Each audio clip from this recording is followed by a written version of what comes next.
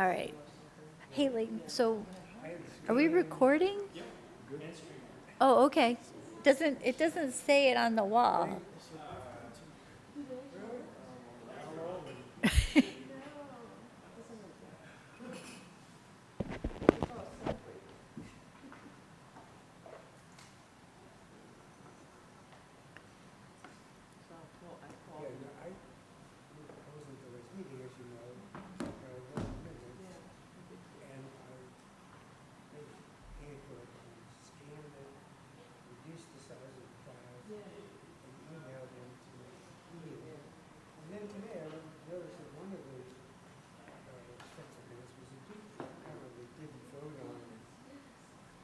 So I was trying to, I figured, oh well, I went through it a second time before I realized.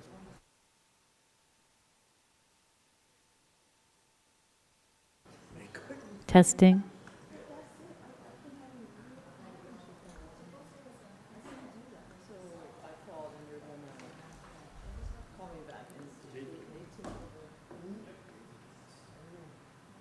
It's recording? Okay, good. All right. Whoops. There we go. Welcome to the Historic Preservation Commission meeting for August 18th, 2025, 5 p.m. in the main meeting room. Pursuant to Section 13 of the Open Public Meetings Act, adequate notice of the time and place of this meeting was given by posting prominently on the official bulletin board in the municipal complex, 400 Witherspoon Street, a schedule of the regular meetings of the Princeton Historic Preservation Commission for the year 2025, which posting is to be maintained throughout the year, and by transmitting a copy of such schedule to the Princeton Packet, Town Topics, Trenton Times, and Comcast Cable of New Jersey, and by filing a copy thereof with the clerk of Princeton, New Jersey. Elizabeth, do you want to do the roll call? Yes. Ms. Satterfield? Mr. Shatskin? Here. Ms. Howard? Here. Mr. Shore? Mr. Endersby? Here. Here. Ms. Friedman?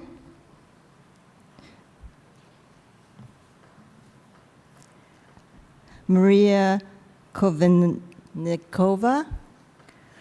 Emily Kroll? Chairperson Capozzoli. Here. Thank you. I'd like to just announce again that we have two new alternates for the Historic Preservation Commission.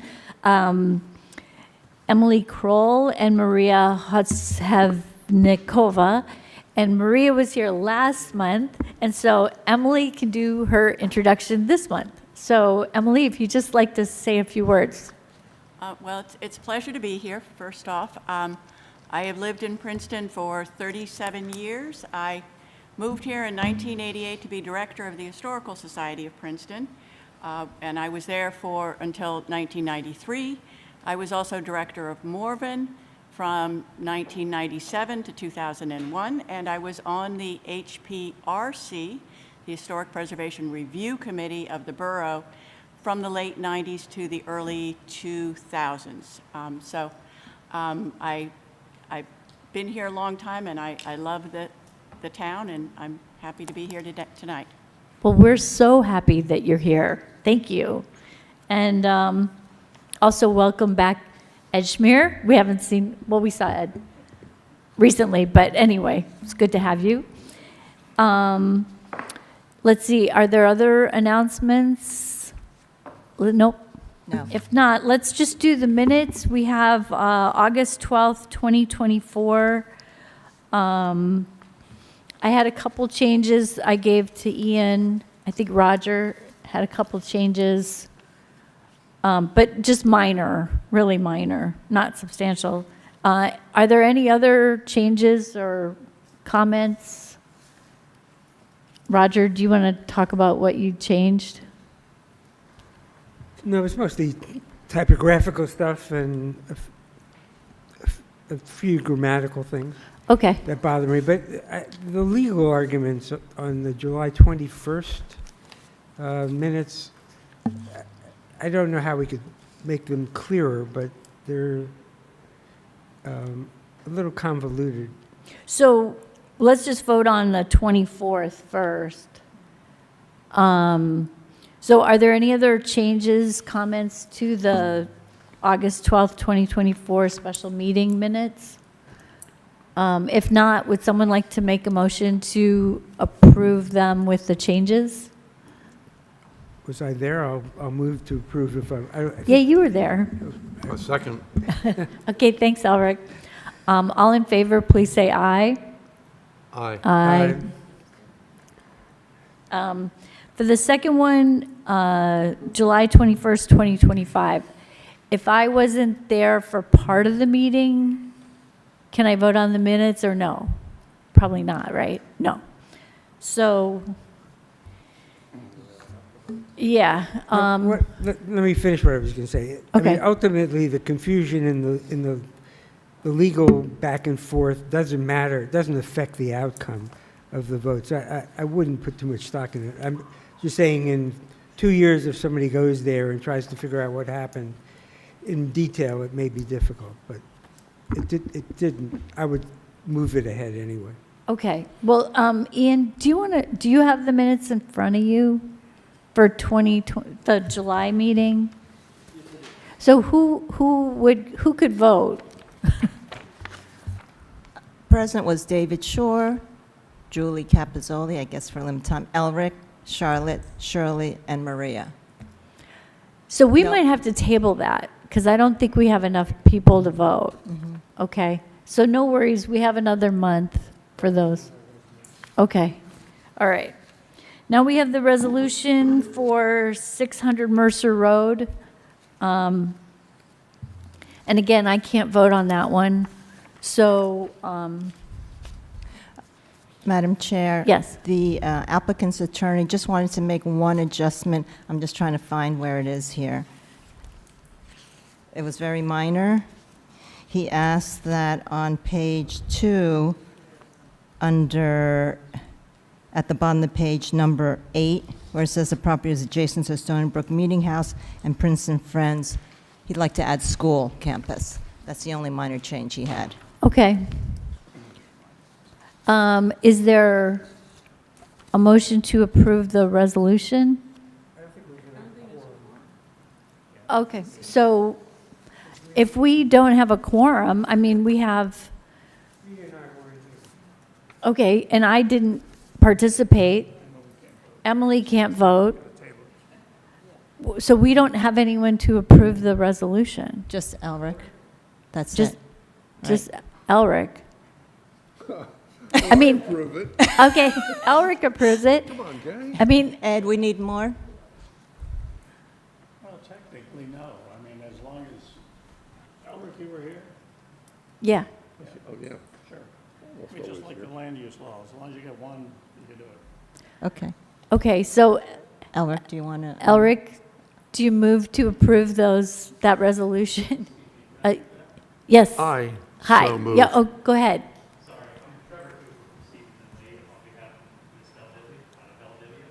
We actually had an additional comment to the resolution. We are asking that the condition that we try to reduce the height of the property be eliminated from the resolution. It's controlled by NJDEP regulatory area standards. We can't actually limit the height. And we're just trying to get a cleaner resolution in terms of conditions so that when we're applying to the outside agencies, there aren't so many what-ifs. It makes it easier to get funding and everything like that.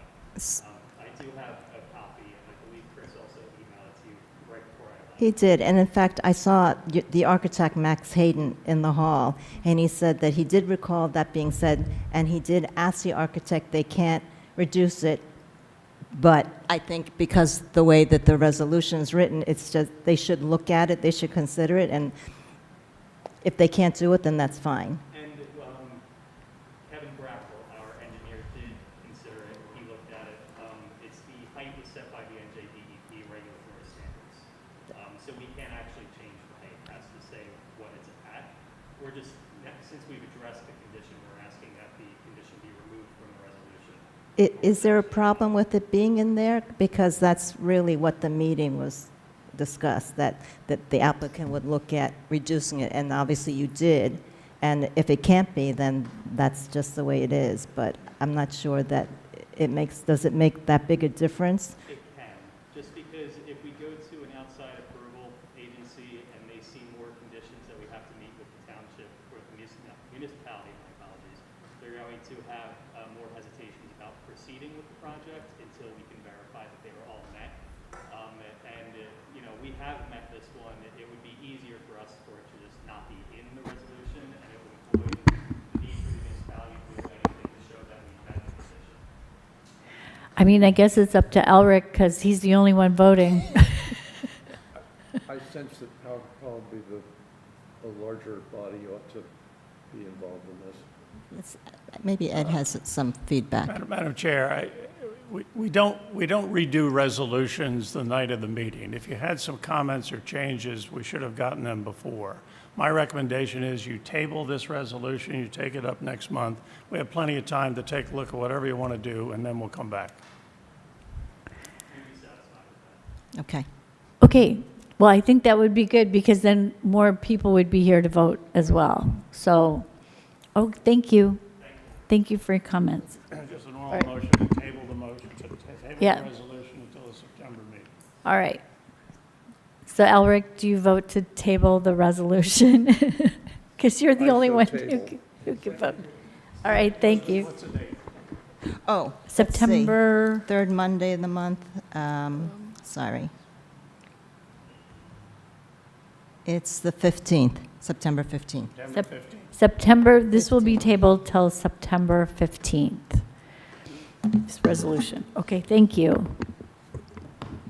All right, we have the resolution for 8688 Lee Avenue, the new fence and gate. No, we don't have that. We didn't receive that. Yeah, I so we'll didn't have see to- that. Right. Okay, so we don't have that. All right. Well, that makes it easy. All right, now we are moving on to our application with Crown Castle Fiber LLC, Palmer Square, Central Historic District, NJ NRHP Princeton Historic District, Block 20.02, Lot 71, Zone CB. And I believe, so Elizabeth, you have a report, and then I will, after that, ask the applicant to present. Okay.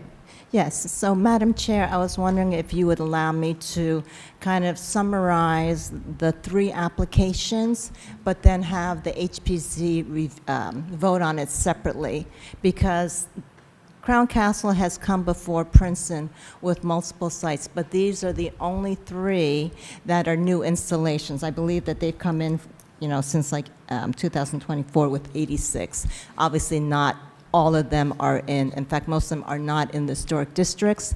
The ones that we reviewed administratively by administrative waiver were the ones where they were actually facilities already existing, but they were upgrading or making alterations. So these three are new, and I would like to take it out of sequence, if you don't mind, just because I think that it's going to be a little bit more clear for the commission. Absolutely. So I'd like to start with 122 Nassau Street, which is across the street from that location, which is the Scheide Caldwell House, and Crown Castle references a PRC-048ML, and that's in the Central Historic District. And this is actually a Section 106 review. The municipality, the engineering department did not review this because it's a state highway, and it's within their right-of-way. So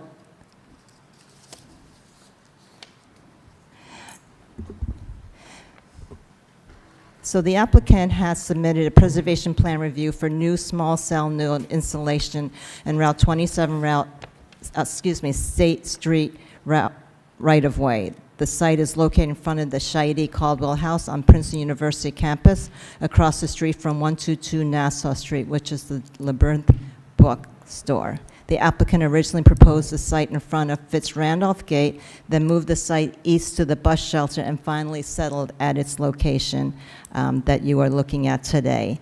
The Scheide Caldwell House is situated between the Joseph Henry House and Firestone Library. The installation site falls within the municipal Central Historic District and the New Jersey National Register of Historic Places, Princeton Historic District, and the Kings Highway Historic District. Route 27 right-of-way is owned by the state of New Jersey. Crown Castle has come before the commission for many applications in the past, and I'm sure many of the commission members who have been here for 25, 30 years have seen many of these. The past in July 2018 for 8 sites in the public right-of-way, and at that time as Crown Castle NG East LLC. They were represented by John Shives, and before that, it was Peter Broy. HPC has a strong relationship with the representatives of Crown Castle and does not anticipate this change with the current representatives or their team. The applicant's application required replacing an existing streetlight pole with a taller and larger diameter pole to accommodate mounting an antenna on the top of the pole and installing an equipment cabinet on the ground. To maintain as much consistency of the street fixture appearance, the existing arm extension, the decorative brack, and the vintage green Cobra head will be reinstalled and the arm extension mounted at the same height as currently exists.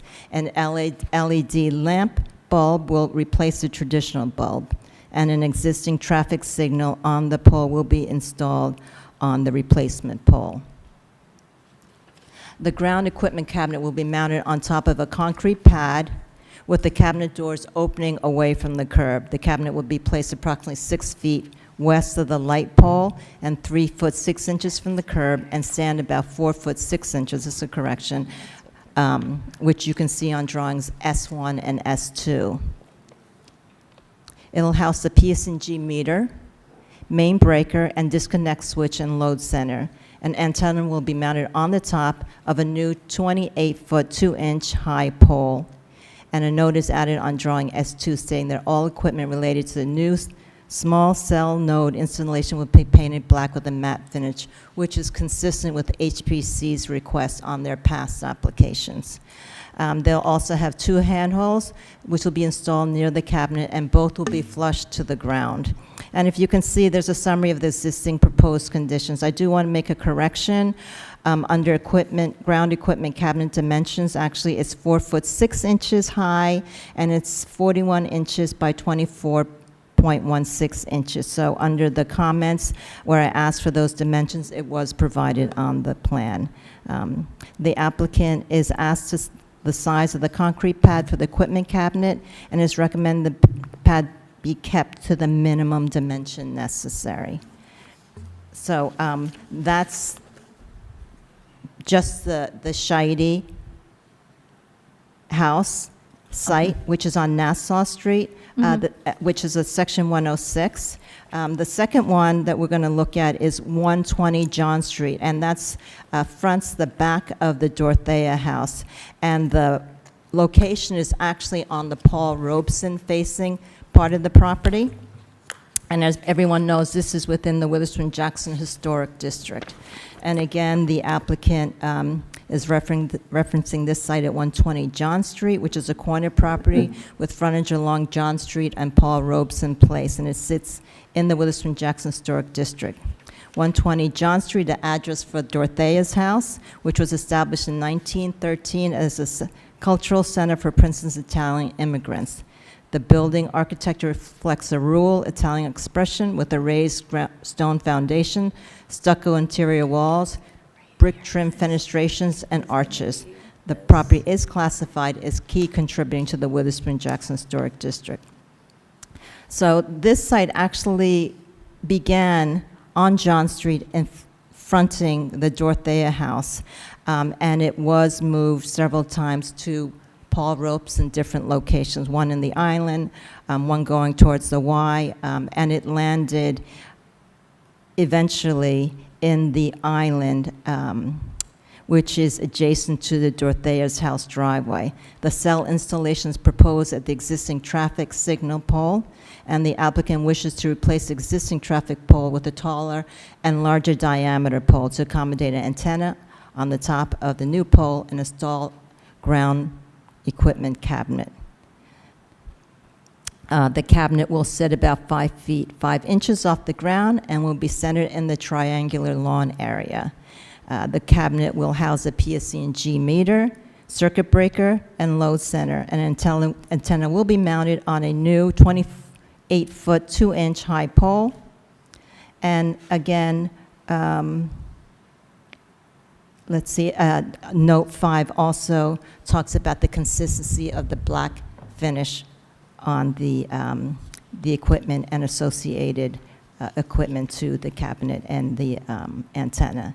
The existing traffic pole is equipped with a pedestrian signal, a pole-mounted traffic light, in addition to the traffic signal mast arm with suspended two-sided traffic lights. These are proposed to be removed and installed on a new pole approximately the same mounting height. The signal mast arm will be replaced with a new arm about 1 foot 7 inches longer. And again, this will have 2 handholds will be installed near the cabinet, which both, again, will be flush to the ground.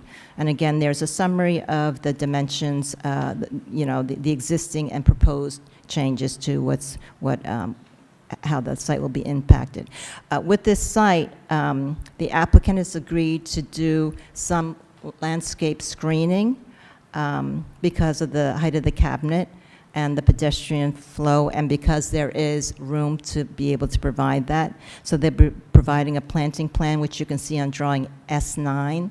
They'll be installing inkberry holly and St. John's wort around the cabinet to assist in buffering its presence.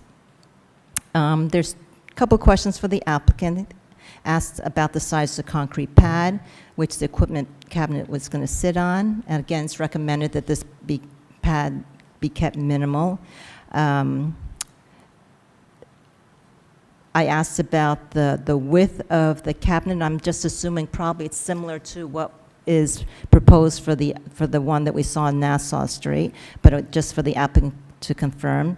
And it's recommended that the existing silver traffic pole be replaced with a new traffic pole with a black matte finish, which is consistent with Princeton's recent traffic pole replacements.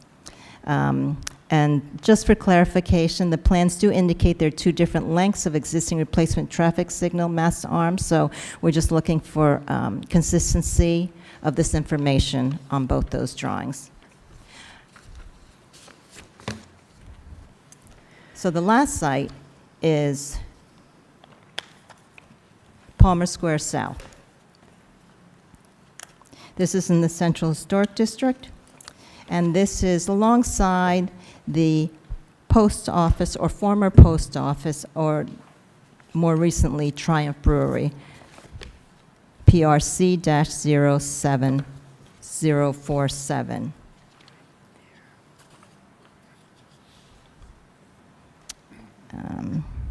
Yeah. So, as mentioned, this installation is the right-of-way of Palmer Square South along the side of Triumph Brewery, formerly the post office, and immediately to the left and behind this area is a lawn in front of Nassau Street. This lawn serves as a square with a public gathering for informal leisure or planned events such as annual music festivals and Christmas tree lighting. The square is the nucleus of Palmer Square, affording easy navigation around many high-end shops, dining, lodging, and convenient access to various parking options. The installation falls within the municipal, again, a correction, the Central Historic District and the New Jersey National Register of Historic Places, Princeton Historic District. The applicant proposed to replace an existing single-mounted town and country-style lamp with double-mounted fixtures on a new taller and larger diameter pole to accommodate mounting an antenna on the top of that pole, and install a new ground equipment cabinet. The base of the new pole will be larger with a different style. Existing plantings, the planter that's attached to the pole, which is at 8 inches above the ground, are proposed to be removed and replaced at the same height on the new pole. The proposed equipment cabinet will stand 5 foot 5 inches high and will be mounted on top of a concrete pad. The cabinet doors will open into the sidewalk away from the curb. The cabinet will be positioned 32 feet from the corner of the former post office and 6 foot 4 inches from the cabinet's concrete pad to the inside curb.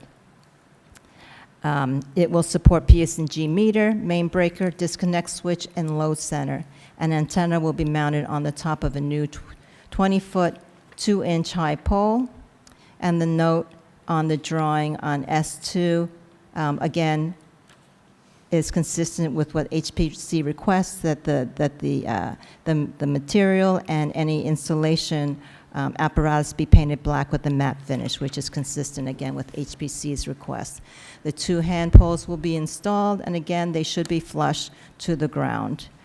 And again, on the summary is the existing and proposed, and just so you know, the ground equipment dimensions should be 5 foot 5 inches, not 3 foot 10 inches, and the dimensions were on the drawings, 44 inches by 24.16 inches in the width.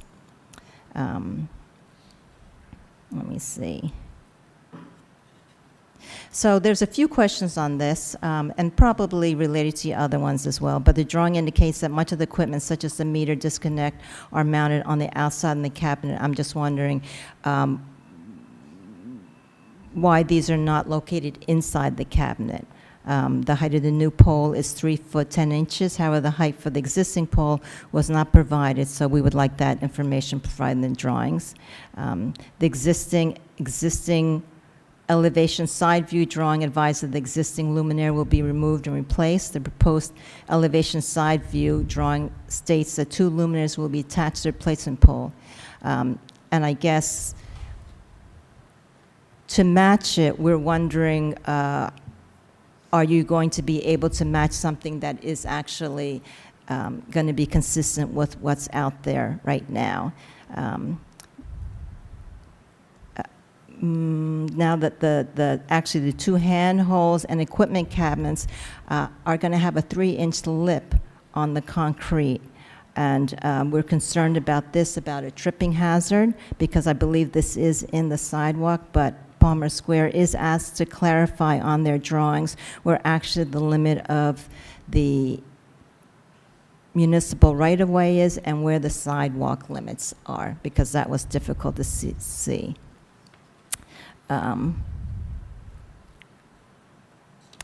The other thing is that, you know, any type of excavation for new conduit trenches should be coordinated with the municipal engineer, and any sidewalk placement to match what's existing in material, color, and style.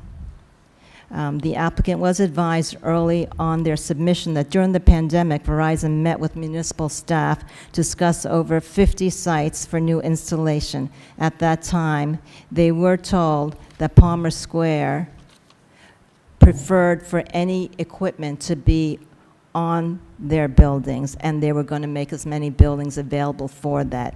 This continues to be Palmer Square's management position. They have asked for Crown to investigate placing these on some of their buildings. They had offered one Palmer Square, and I believe that they also talked about other buildings within the vicinity. They feel that they could address their needs, but we asked the applicant to discuss why any of those sites on the buildings would not work for them. And just, you know, Palmer Square is unique in its character and layout for HPC, just to recall. They have their own branding, such as signage, and the street lighting is part of theirs, and they also have the streetscape. Any alterations to light pole and fixture, which is right now a single mounted, to a double mounted, with a large equipment cabinet in the pedestrian walkway will negatively impact the uniformity and aesthetic character of Palmer Square. Because as you're going from Nassau Street down to Palmer Square, that's the first thing you're going to see. And so we are asked that the applicant consider looking at alternatives. We know with former representatives Crown Castle, they were very sympathetic with working in historic districts in different states where they had found alternate options where they were able to mount it on buildings, just the antenna, and hide the equipment elsewhere. So we would like the applicant to consider these options that we know have been available for other sites. Okay, thank you for that summary. So yeah, let's just refer to, so there's Palmer Square, there's John Street, and there's Nassau Street, just so we can keep it all straight. So I'm going to turn it over to the applicant, and you can review these in any order that you want to, but it does help if we kind of group them instead of breaking it off at each one. So welcome, and thank you for coming today. Thank you, Madam Chair and members of the commission. Oh, could I'm you sorry, hold on a was there- second? Leighton, did you have a comment? Yeah, Madam Chair, we have a new person here tonight that is joining us for the first time, and quite frankly, even for my own edification, if we could just take 5 minutes to go back to sort of from the beginning to look at why we're here, and, to give her the benefit, and also myself the benefit of, what's going on here tonight, so that we can take a really deep look. Because to be honest, my feeling is that Palmer Square is an important part of Princeton. And I just want to have a clean discussion about what we're here for and what we're trying to do for the municipality of Princeton, and not necessarily focusing on Palmer Square itself, but taking a broader discussion and a broader approach. Yes, did you want to have a discussion of what this equipment is, what it's for, and what it does to serve the community? Yeah, the broad discussion about Verizon Wireless, the problem that we are having here in Princeton with regard to reception, the big picture, why Crown Castle is here to present, because I think that's part and parcel of what we're really taking a look at tonight, is that infrastructure-wise, we don't have good reception here in Princeton. So I think this is a historical discussion and a communications discussion all at the same time. Okay, thank you. I'll turn it over to the applicant. Thank you, and we agree with that. Again, Robert Gaudioso with the law firm of Snyder and Snyder on behalf of the applicant, Crown Castle, and I have with me Ms. Lisa Mosey. She's the manager of permitting and utilities. She'll go through each of the applications and respond to the comments that we heard a little bit earlier. But first, I'd like to turn it over to John Tomasini, who's the external affairs manager for Crown Castle, and I think he can touch on a lot of the comments that were just raised and take a step back and talk about the importance of reliable wireless communications in and around Princeton, but in particular also Palmer Square. So thank you for that comment. John? Excuse me, we're going to swear in your witnesses, so if both of you would raise your right hands, you swear the testimony you're about to give is truthful? Yes? Yes. I thought there was going to be more. That's a good start. Ma'am, you could maybe introduce yourself again, and would you spell your last name for our record? Certainly. My name's Lisa Mosey, M-O-Z-I, and I am the manager of permitting and utilities for Crown Castle. All right, thank you. Welcome. Sir? My name is John, John, Tomasini. I assume you could probably just spell that. Tommasini.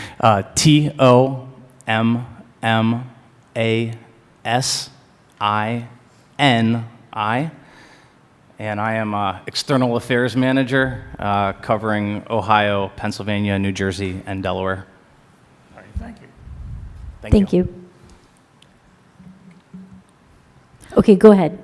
Yeah, first of all, thank you very much to the board for the opportunity to be here today, and I think that I'd be remiss if I didn't start by thanking Ms. Kim for her kind comments, and I would completely concur that we've enjoyed a really nice working relationship with this municipality, from your electeds to your staff, to your administrator and mayor's office.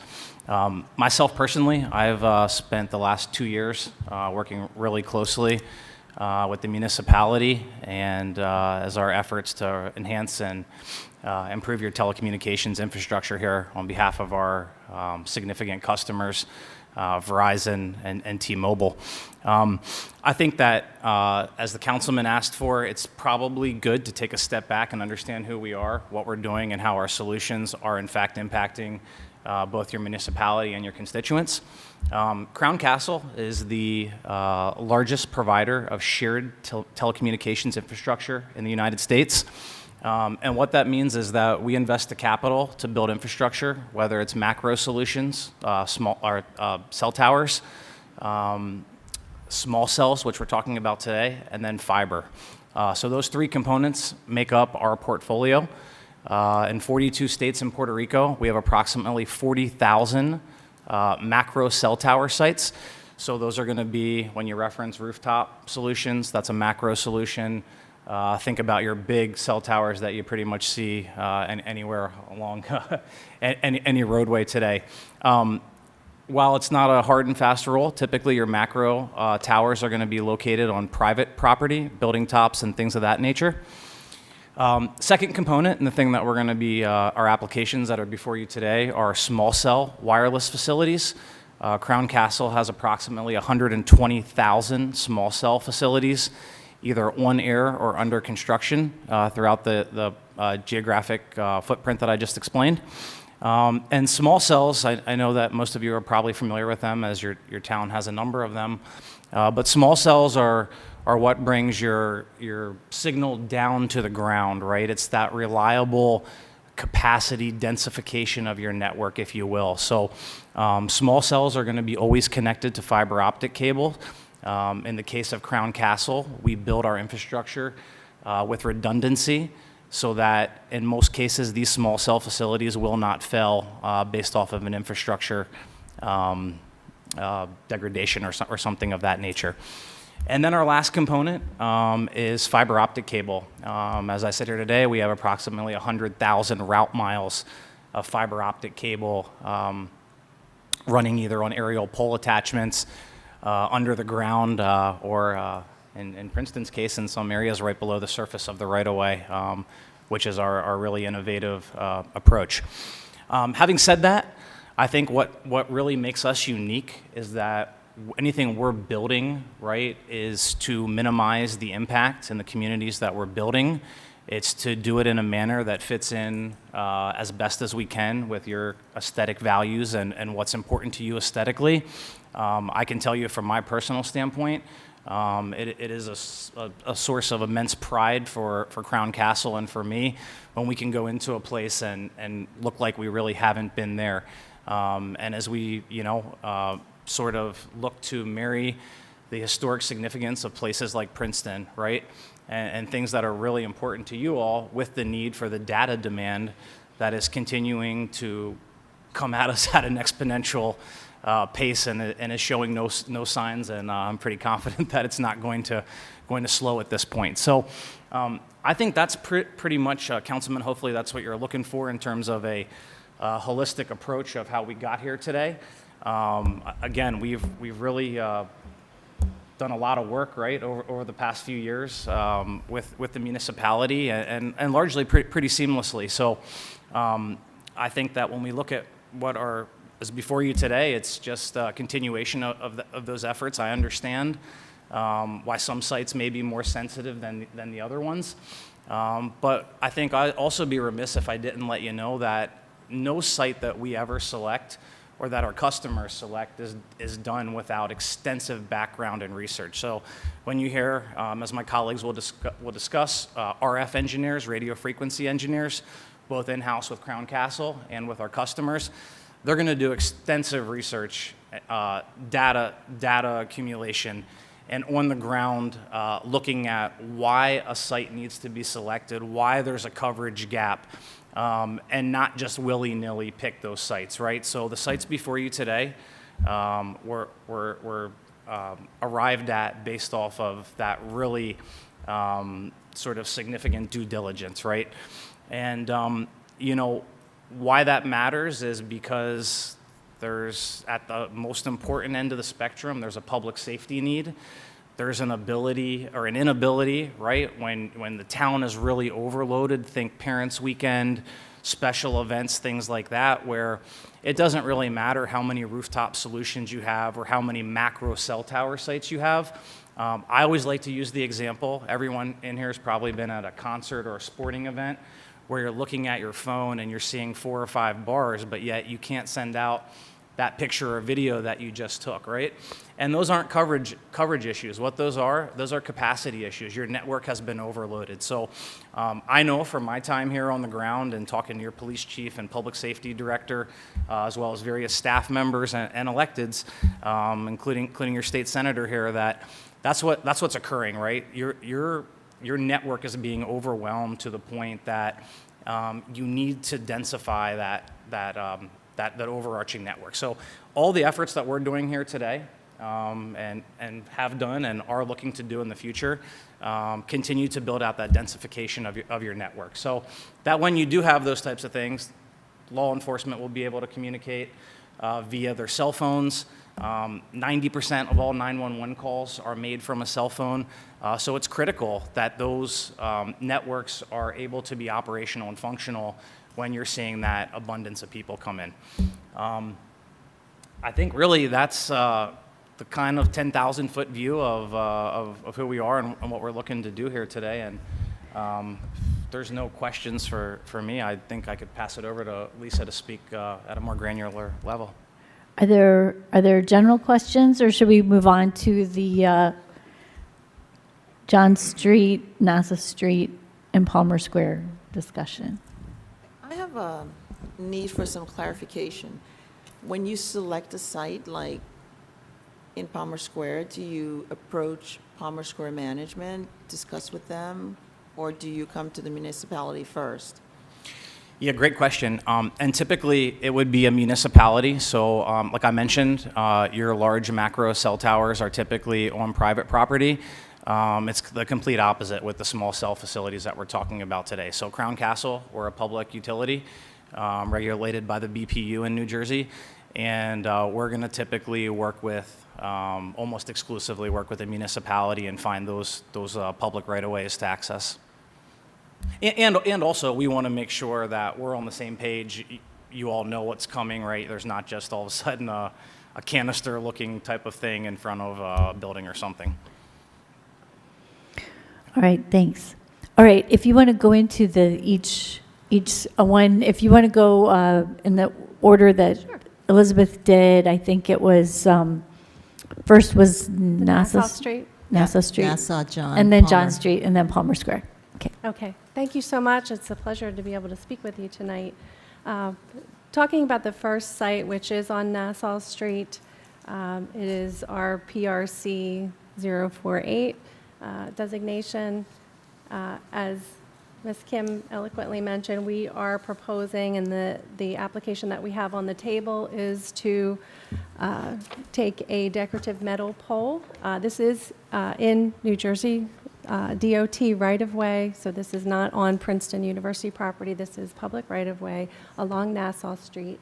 Lisa, I'm Yeah, sorry. yeah. I just want to offer to commission members, the applicant has brought extra sets if they don't have it. We and do they're have copies available. of all the construction If- drawings, if if you'd like anyone to wants to have them look in at front it. of you and take a look.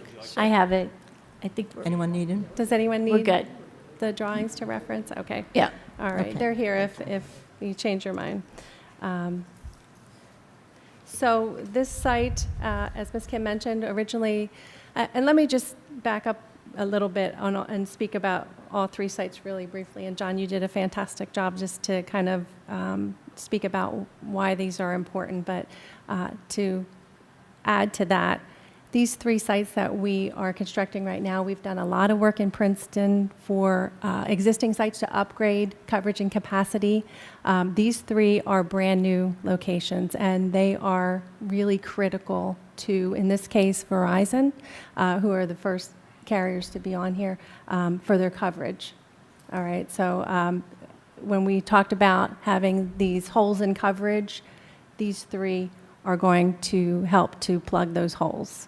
So this is very important to the carrier that they get these locations to be able to address that concern and for coverage and public safety, frankly. So for this site on Nassau Street, we have the decorative pole, and that, Ms. Kim, you did a great job just to reiterate everything that's being proposed here, so I won't repeat everything that you just said. Some of the comments that came back, or the latest sets of comments, reference the concrete pad and the need for the size clarification there. So the concrete pad will be 43 inches long by 25 inches wide and 6-inch depth, and it will be flush to the ground. And then you had questioned the overall size of the cabinet, and that is shown on detail 2 of sheet 5 on the plan. So, And I think the commission should know that this is between the sidewalk and the curb. So there's that gravel there's a area. gravel And that's where they're section. proposed to put That it. is where this would be proposed, yes. Thank you. Any questions on this location? Any I guess I would take them questions? one at a time. No questions for Nassau Street? Yeah, oh, Elizabeth? I just want to add something for this site. What happened is the applicant has agreed to certain things, which I think that is a benefit to the existing structure, not altering it too much. They agreed to reinstall the mint green Cobra head, which is consistent along Nassau Street and actually goes down Witherspoon Street as well. Keeping the brackets, the arm extension that way, even though we know that probably the state will come by and alter it sometime, when they do that, they can do that all at once, but at least this way, it still does maintain some consistency in design, what's out there, and that they're going to be changing the bulb to a LED. Okay, great. Emily, did you have a question? Just a quick question. It's good to know that this is going to occur in the gravel area, not the bluestone. Yes. But there is a very large tree that it's not shown on the drawing, and I was trying to scale it out from the drawing to figure out where the tree is, but I assume that will be, I mean, you can see it in the photograph that it's, fairly close, and by the time all of the other equipment goes to the west on Nassau Street, I think it'll be close to the tree. Is anybody? Are you concerned about impacting the roots of the tree? Yes. Okay. Yeah. Yes, that should not be a problem. The distance that we are from the tree, and I'm looking at the photo right now of that. So if you're in the street facing the tree to the right, I assume, yeah, that should not be impacted. We won't be digging in a depth that would impact the roots of that tree for this. And the location is that we're taking is going to be the location of the existing pole. We're just assuming that and changing that to a little bit larger of a pole. So same location as the light exists today, just now with Yeah, no, the I was additional equipment. wondering about the, But the tree won't be impacted. yeah, the handholds that are to the west of the light pole. So that's, but, that's, I just want to We bring don't, that up. yes, I don't anticipate that the handholds will affect anything in terms of the Oh. roots of the tree. We're not digging that deep. Okay, yeah, because one of them appears to be says it's 6 feet long, so it's not insignificant. Okay, thank you. Sure. All right, Roger, did you have a question? Yeah, on one of the schematics, it says relocate pedestrian crossing sign. There's not currently a pedestrian crossing sign there, I don't believe. You are correct. Very, very good. Yes, that was a discussion that we had, I think, in June when we spoke with the engineering department as well as Ms. Kim in a meeting that we had where it was communicated to us that there may be in future a crossing placed there, and they asked us to add a comment that if there, and when, I think there is plans, when that comes to fruition, that we would adjust the lighting to adhere to crosswalk type lighting. So that's our comment saying, yes, we will do that when the time comes. We'll work with you on the lighting there. So Roger, that comment came from the municipal engineer. She felt that there might be a crossing in the future that they'd have to work out with the state. Okay, thank you. Are there more questions about Nassau Street? And if not, we'll, yeah. Elizabeth, your testimony has been truthful? It has. Thank you. Okay. Maybe you could introduce yourself to the audience. They may not know who you are. Elizabeth Kim, Historic Preservation Officer. All right, thanks, Elizabeth.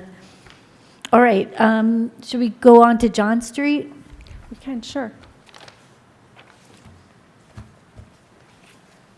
Okay, so John Street, the location itself, I think it started at John Street. We are now on Paul Robinson Place, and the application is to assume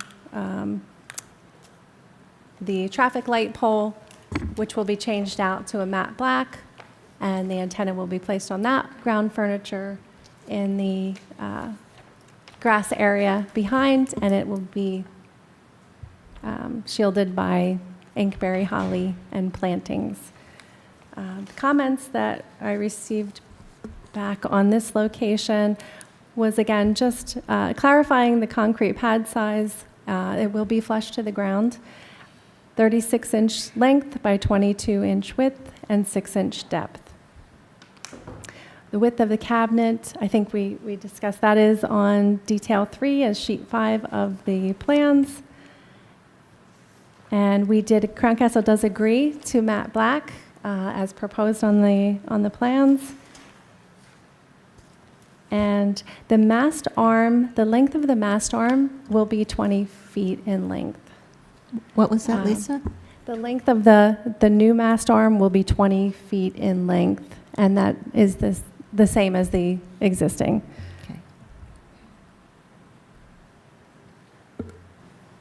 Yeah, and if I can just add, just because Lisa said about it being flush to the ground, and I know someone had an initial comment, anything that we're doing like this is going to be completely ADA compliant, just in case there was any concern about that. This is all going to be taken into consideration before this stuff is placed. Okay, thank you. Are there questions about the John Street installation or comments, Roger? On the west side of the Dorothea House driveway, there's a tan box on a pole. I'm not sure if that's cable TV or a PSE&G box. I was just curious if that's something totally separate. I don't think it's a traffic control box, but I wonder if that we're going to be incorporated or that will be there as well. It's on You're talking about a pole-mounted box? pole-mounted box. Okay. It's pretty much at ground. It may be like 3 feet off the ground. I'm not sure what a tan, I can show you yeah. a picture. Okay.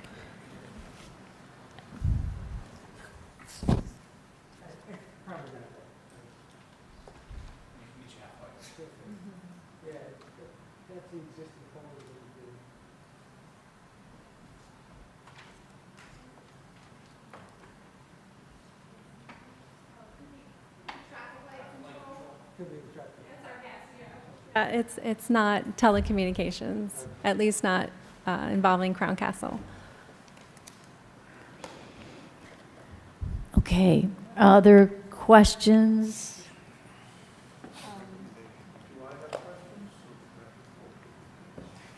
Right, so this installation would also have the matte black pole? Yes. Correct? Yes. Yeah. Okay. Any other questions? Elric? Your organization, your company has come before us on numerous occasions over maybe 15 years that I can remember. How often, you mentioned that these are all new installations. With the ones that we've approved in the past, how long, what is the general time period of their efficiency before you replace them? Well, that's a very good question. I don't think it would be necessarily replacing them as upgrading the equipment. So technology is always ever evolving, changing, improving, and the radios that are installed change as well. So the way we have this, and John can elaborate a little bit more, within those larger boxes, which we call our shrouds, is our equipment, the individual carriers' radios. And as they improve and the next generation of those comes out, we will change those out. So generally it could be 10 years, you know. But go ahead, John. I guess what's in the back of my mind is there any chance, it seems like they get, anyway, I can remember when I was in college, there was one computer on campus, and it was in a facility about, a one-car garage, and it probably had enough capacity for what you have on your ring finger or something at this point. These, and I can remember when radios were the size of stoves, and when you replace or upgrade or improve your capacity, do these things ever get smaller? Yeah, I was just going to add, first of all, great question, and I think Lisa really did a good job of speaking to it. But, I think if you think about it, right, we were just talking about 3G, right, a couple years ago, and now we're deploying 5G. Asian markets are rolling out 6G and developing 7G, right? So once we build this infrastructure, we can remove that shroud, right, and swap out the Verizon radio equipment, the T-Mobile radio equipment, what have you, right? And make those upgrades on that existing infrastructure, right?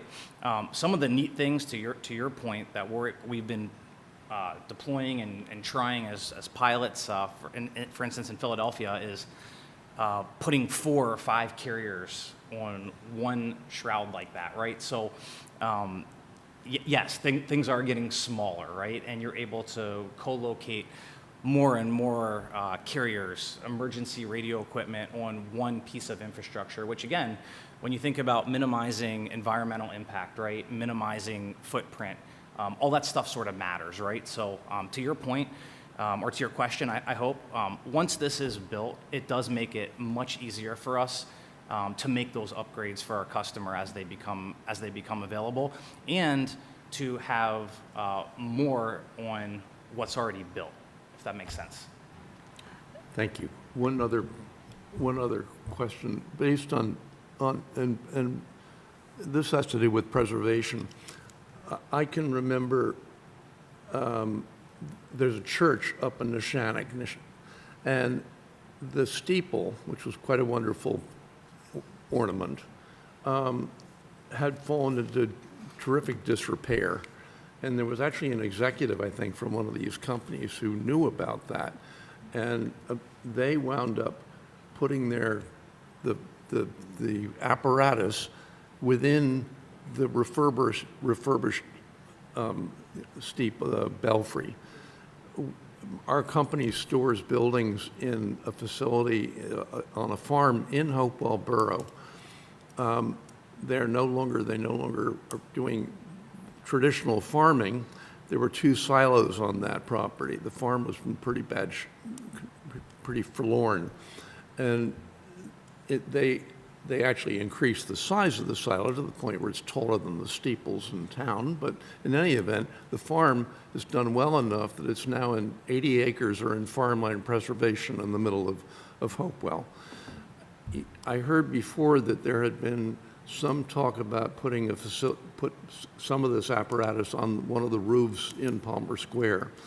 Beyond that, though, I mean, I know of at least one church here on Witherspoon Street, which hasn't been open for several years. We visited a few years ago, the Mount Pisgah Church.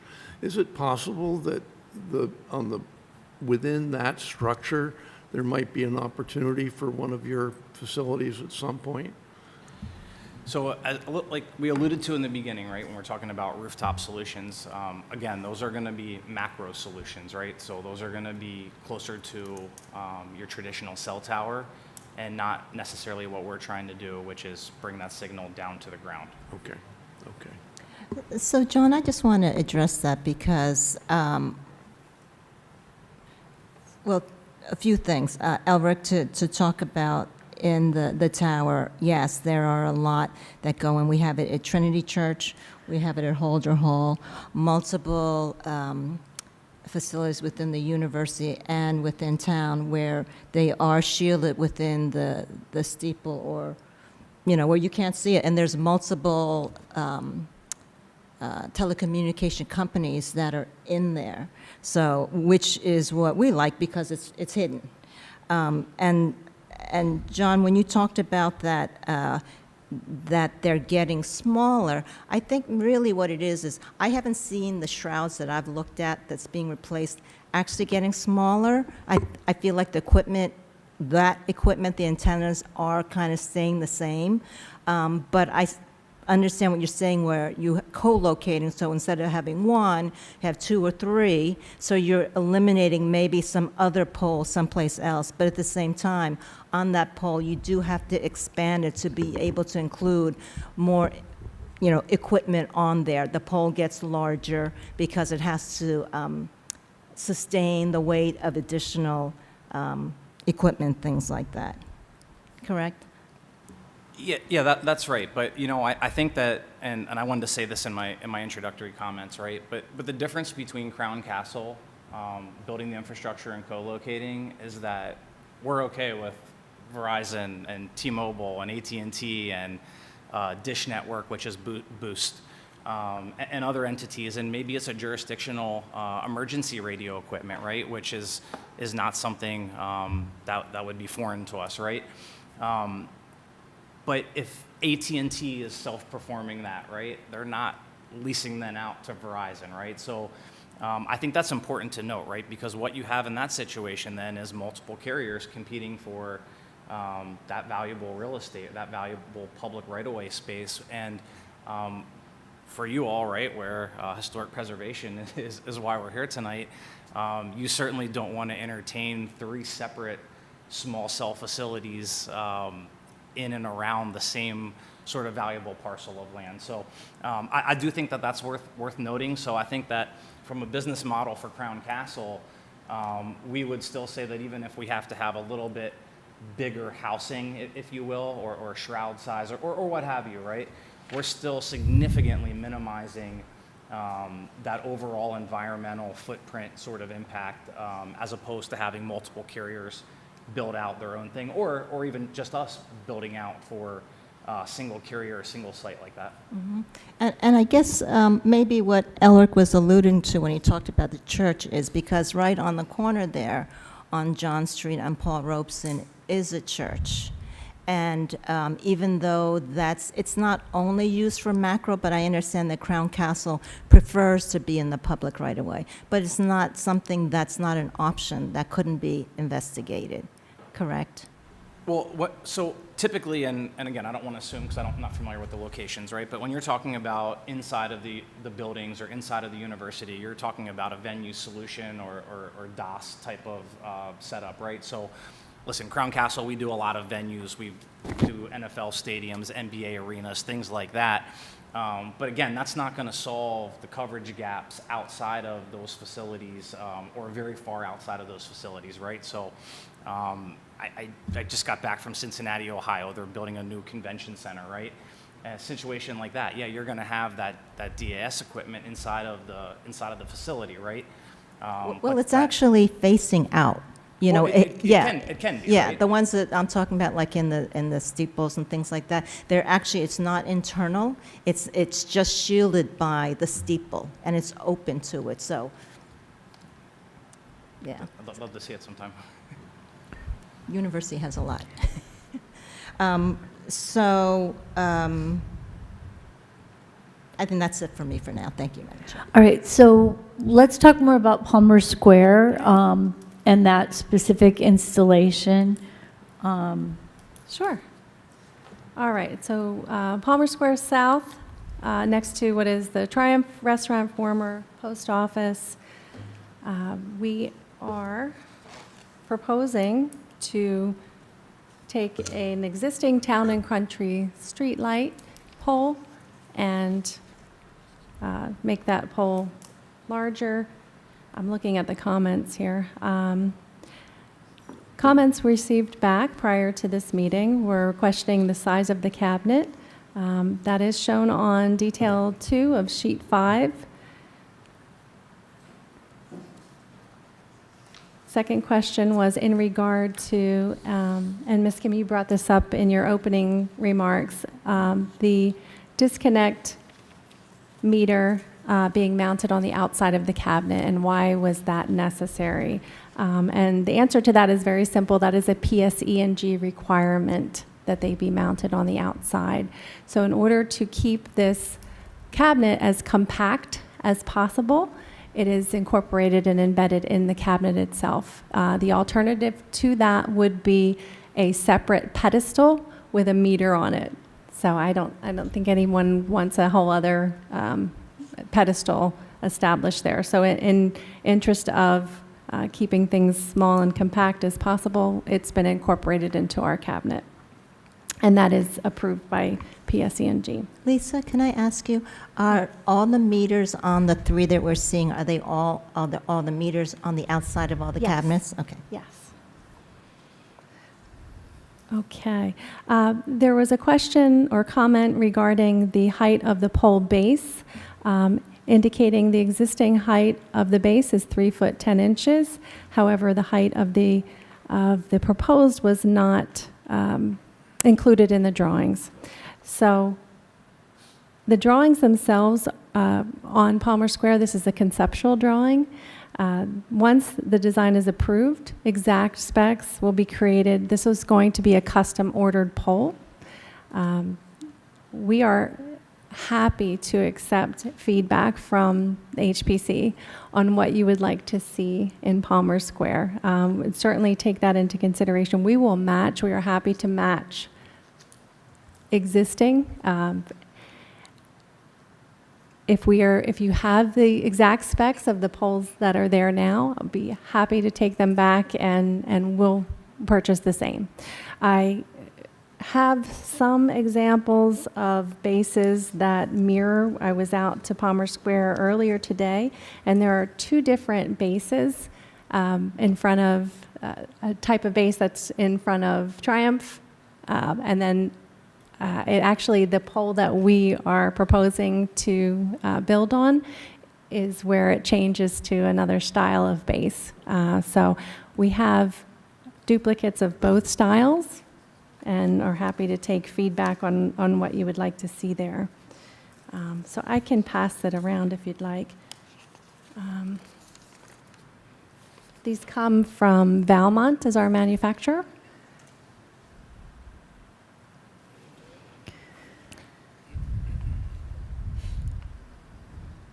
Okay. Another comment received was just asking about the existing luminaires, and same answer to that. This is the conceptual drawing, and we will match what is currently in place on site. We are proposing, because there will be an antenna on the top of the pole, so obviously the light can't go on the top. So in place of that, the design showed 2 luminaires. If HPC preference would be 1, we're happy to accommodate that.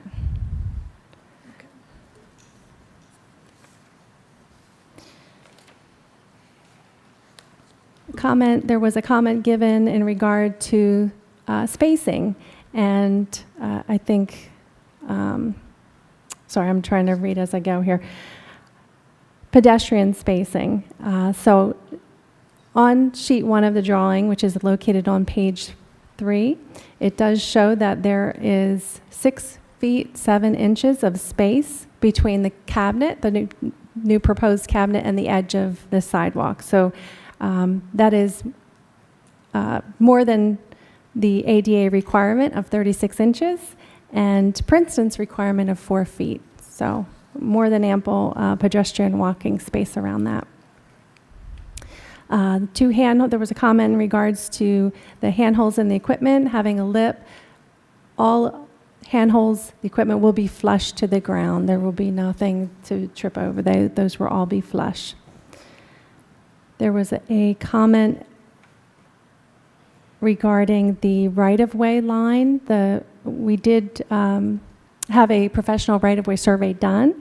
The back of the sidewalk is the right-of-way line, and that is shown on sheet 1 on page 3 of the drawing. So the right-of-way line is there, indicating back of sidewalk.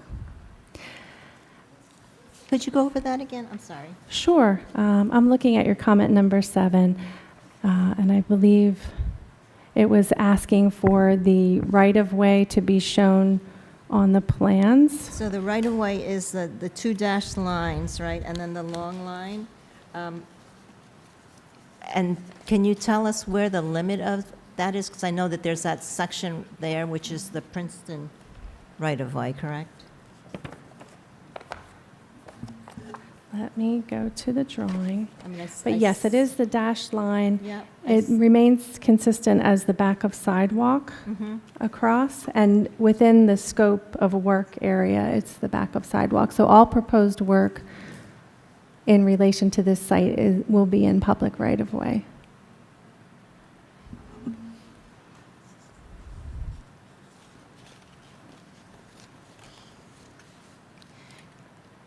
Can you also talk about where the limit of the sidewalk is? Is it shown on that drawing? Because that was difficult to see. It's probably is because it's the same line as the right-of-way line. But yes, the right-of-way line is the back of the sidewalk. And we have a separate right-of-way survey, I believe. Is it part of these drawings? Okay, so the sidewalk is the same as the right-of-way line, which means that the cabinet and the handholds are in the right-of-way? In the sidewalk? Sorry, I'm just looking for the actual right-of-way survey, because that might give you some additional clarity.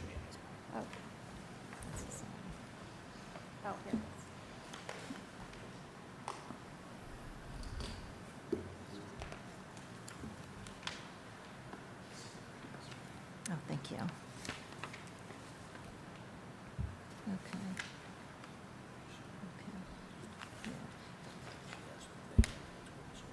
Oh, the handholds are in the sidewalk. Sorry if you asked that. I Yeah, didn't so the catch that. handhold, which is now going to be flush, won't have a lip, but they'll be in the sidewalk in addition to the equipment box, correct? That's correct, yes.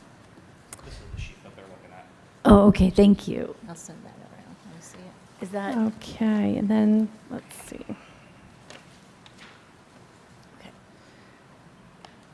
There was a comment made to ensure that the sidewalk replacement matches in design, material, and color.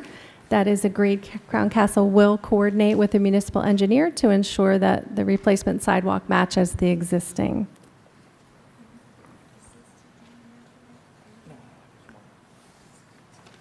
Okay.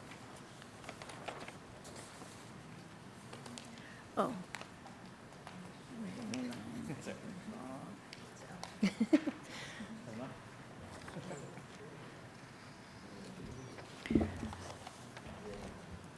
Okay, thank you. Sure. Everybody got this? Okay. Okay. All right. Did you want to continue with comments? Okay, sure. Comments 9 and 10. 9 and 10. Reference, okay, so comment 9 was in regard to the request for a rooftop solution. So I think John touched on that. Certainly, that is a different type of deployment, which would be akin to, as he mentioned, a macro or tower type of deployment.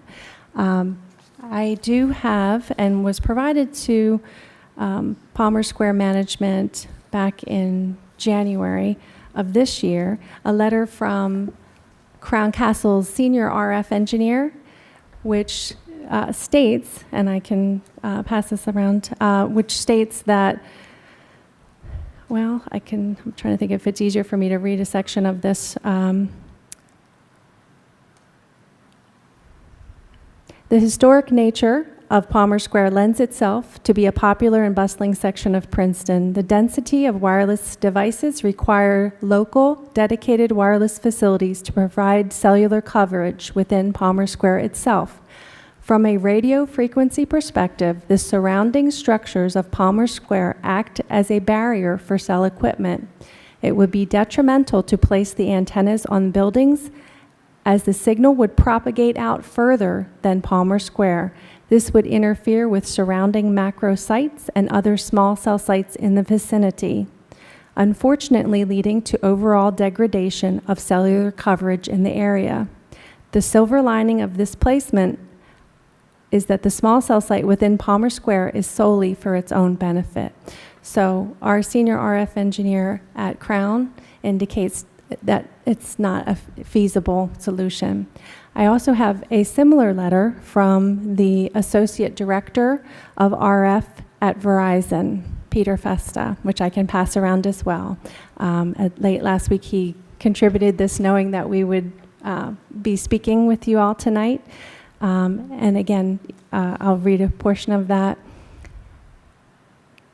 Verizon respectfully submits this correspondence in support of Crown Castle's small cell wireless application, specifically within public right-of-way. We understand and appreciate the Commission and Palmer Square's management concern regarding aesthetic impact of infrastructure in this historically significant area.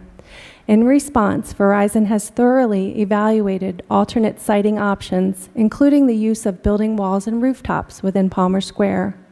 Unfortunately, this approach has proven to be unfeasible. From a radio frequency engineering perspective, the surrounding structures in Palmer Square act as physical barriers that inhibit effective signal propagation. Placing antennas on buildings or rooftops would result in signal overshoot, again, extending coverage beyond intended areas and interfering with macro nearby cell sites. This would compromise network performance and fail to adequately address persistent coverage and capacity issues that have impacted Palmer Square. To resolve these issues, the most effective solution is the small cell installation within public right-of-way. We appreciate your thoughtful consideration. So I can pass that around. So we have... Lisa, I have a question for you regards to that. So are they making that comment because they feel like the building will be too tall and it'll overshoot? Or if there was a building that was lower, like the post office, that might be more in line with the height that you're proposing for a pole, that would not overshoot? That could still be considered, right? And it would not shoot over Palmer Square because it's actually right in the green. I think the building, the rooftop solution, aside from being the macro type of a deployment, there are natural barriers to being able to propagate that signal in that 360-degree range. So, you know, the spot that's been chosen has been carefully selected as the optimal position to be able to address the issues. The small cell build itself is meant to complement the macro and the tower sites. It's meant to work together, as John mentioned. And in order to effectively deploy that, we need to be closer to the ground level. All right, thank you. Frida, you had a comment? Yeah, I have a comment on the application overall. You're showing us drawings, and you're saying it's conceptual only, yet you have dimensions, right?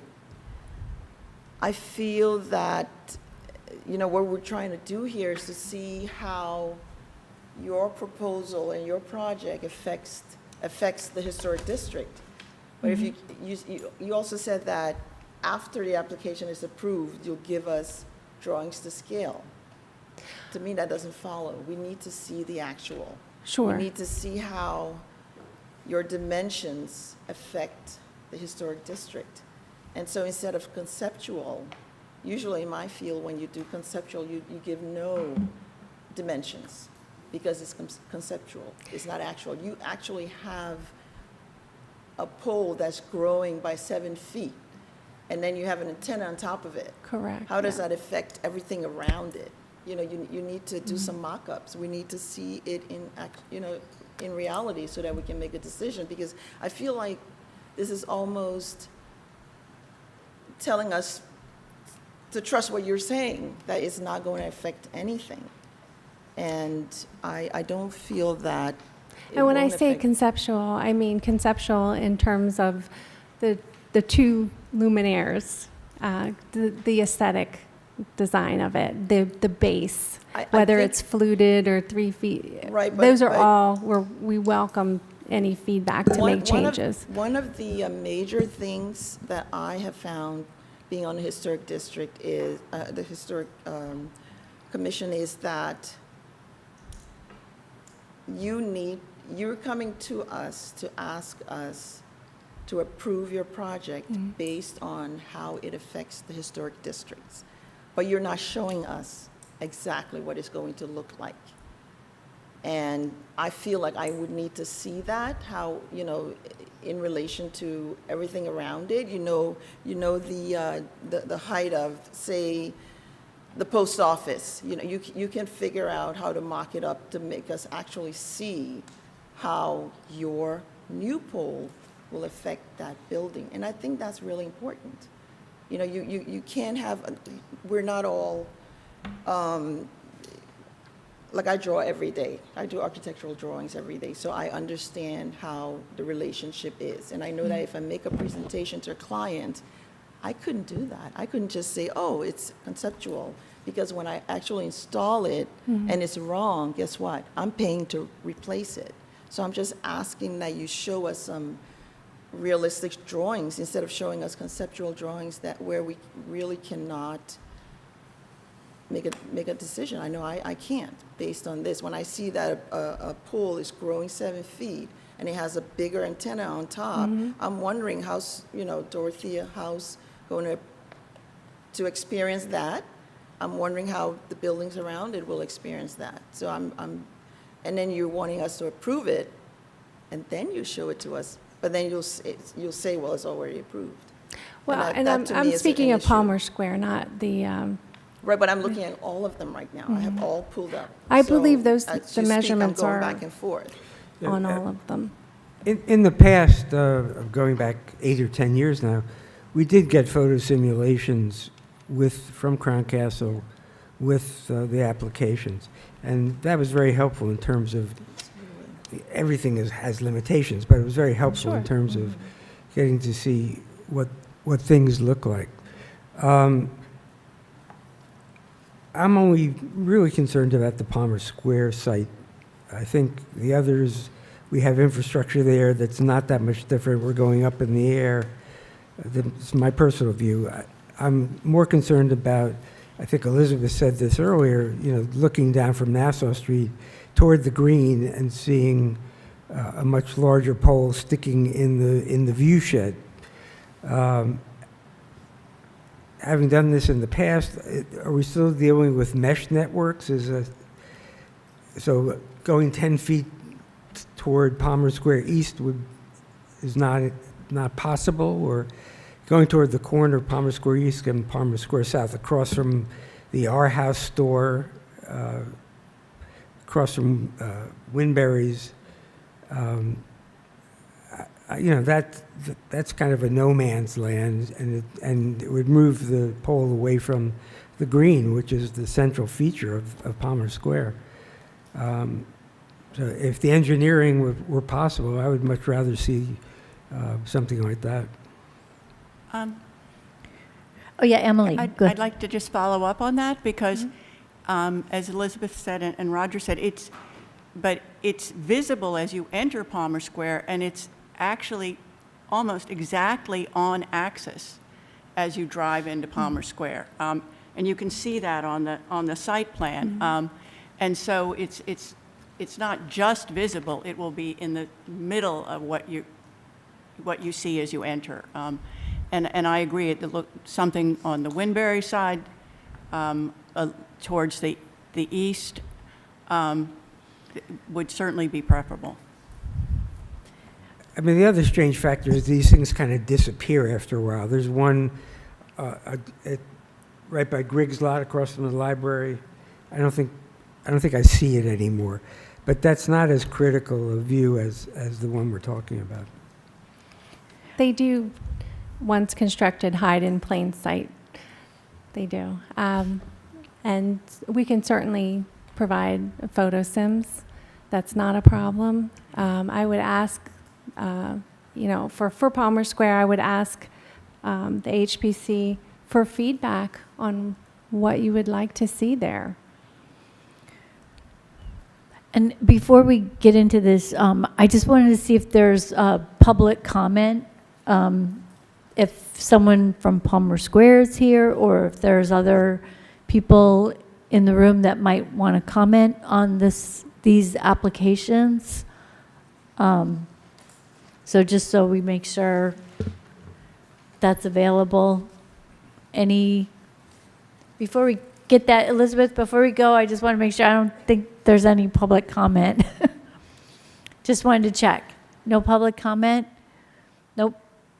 Okay, so no, there's no one from the public who wants to comment? All right, let's get into a discussion. Before we talk about Palmer Square, are commission members ready to move forward with the other two or not? I guess I'd like to get feedback. Can I just Right. ask the applicant something? Can you tell us the equipment boxes, are they all about 5'5" and the same width and length? Those three? Sorry. Yes, I think we reviewed you're talking about the cabinet dimensions? Yes. Yes, they're The all. ground cabinet? Okay. Yeah. Is there any opportunity for them to be smaller? Because I think there's a recent one that came in that seems to be a little bit shorter. And I'm just wondering what dictates that size? It is dictated by the equipment that's going inside. And I think if we're referencing Palmer Square as well as Nassau Street, the size, in addition to the equipment that is going in, is also we need to achieve the height required by PSE&G for the meter. So in some cases, we have a plinth on the bottom so that we can achieve the height that's needed. So there's a new application that came in that's on Witherspoon Street. It's at the very end of the Witherspoon-Jackson Stewart District. That is proposing a cabinet. I know we've talked about it. It's a consolidation of two poles. That cabinet seems to be shorter, like 4 feet. Oh, wait. In fact, does that have a cabinet? I think actually the meter is mounted on the pole. It's a wooden pole. Does that make a difference, wood versus a metal pole? It can, because we are limited by our utility agreement with the pole owner. So depending on whether it's a Crown Castle pole or a PSE&G owned pole, it may change the shroud size that's being, submitted. Yeah, and I would just add, Elizabeth, right? Each site is unique, right? And I think that maybe it's obvious, but as a starting point, we're always going to pursue the most minimal dimensions possible. And if they're larger in this case than the one that you just referenced on Witherspoon, it's because of a functional necessity.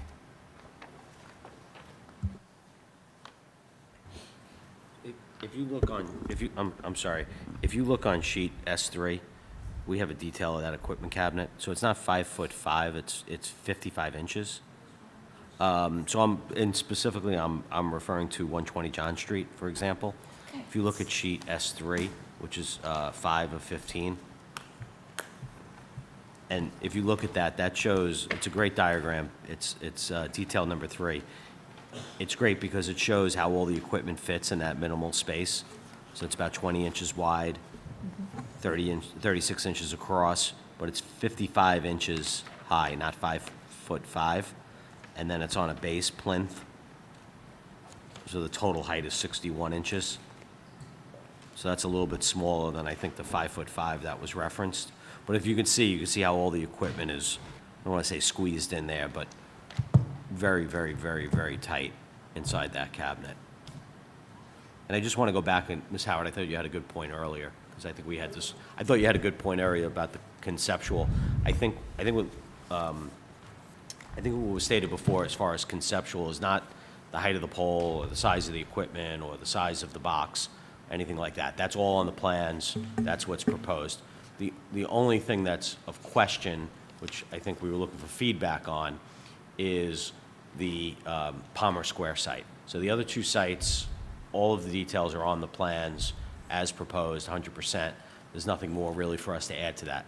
On Palmer Square, I think what the request was, and that's why we handed up the different fluted bases, there's a couple different options. There's a couple different options already out in the field. So we just wanted to try and provide something, and maybe for Palmer Square, maybe it requires a little bit more research. On the other two, I think we're very well set on matching what's out there as far as the light arm and so forth and so on. But on Palmer Square, there's really two questions. One is the base, what type of fluting on the base. And I know that seems like a small detail. We don't think it is. We think it's important, and maybe that's kind of what we were looking for the feedback, maybe not necessarily tonight, but before the next meeting. And then the other question is we could either do 2 luminaires or 1 luminaire. we will match what the luminaire looks like, because that luminaire in Palmer Square is a little bit different than, let's say, on Nassau Street. So we'll match the luminaire. The question is whether we do one arm with a luminaire or two arms to balance it out with two luminaires. The two luminaires will be a little bit different, but we think it gives balance, and that's what we proposed with respect to Palmer Square. But if the commission felt one luminaire was better, again, we're comfortable either way. We were proposing on our plans the two luminaires because we thought it provided better balance. So I just wanted to make sure we addressed that comment, because I thought you had a good point earlier. Robert, can I just address the height of the equipment box? So if I'm looking at sheet 4, it says 5 foot 5 inches to top of equipment. So that's based on the plinth that's at the bottom? That's what I'm looking at the Yeah. bottom. So, Yeah, and also if I go to sheet 5, which will say to, the right side will say 55 inches, and then to the left will say 61, so it's correct. just So a that little would- bit over 5. So so based on the bottom piece is the plinth. That was the difference. Right. So when you were asking, I think the question was, can we make the box smaller? And the answer is really no, because if you look at that detail, we've squeezed everything into that box. It's really the plinth at the bottom and the mounting plate Okay. and so forth and so on. All right. And as we confirmed earlier, for Palmer Square, because it's not in the triangle, for Palmer Square, it's in the sidewalk, so it'll be flat to the base. It'll be flat to the sidewalk. Okay. I hope that makes sense. Is that reflected in the detail? It is. Okay, all right. So what we'd ask tonight, because I think there were a lot of good questions, we would ask you to go forward with the first two sites. It's very important for us. And on Palmer Square, we'd like to work with you and staff on those couple little nuances. I think there was a request to look at maybe moving it closer to the R House building and do a visual rendering to show how when you come in, how that relates to the existing buildings and the view shed in that direction. But for the first two, we do have everything on the plans, and we would ask you to move forward on that tonight if at all possible. All right, so as far as Palmer Square location is concerned, you're saying that it might be possible to shift that location? I think we have to look at it. I think Oh, you raised, okay. I think you raised a point, and if you're able to move forward on the other two, and we can come back on Palmer Square, because they are separate applications. Okay, right. Right, we go with that? All right, so given that information, are there more questions about the John Street installation and the Nassau Street installation? I just had a general question. A lot of the other poles around town have pole-mounted boxes. I was just curious why. I'm not sure it's appropriate for a historic district, but I was wondering why these now have a separate unit on the ground, a ground-mounted box, control box.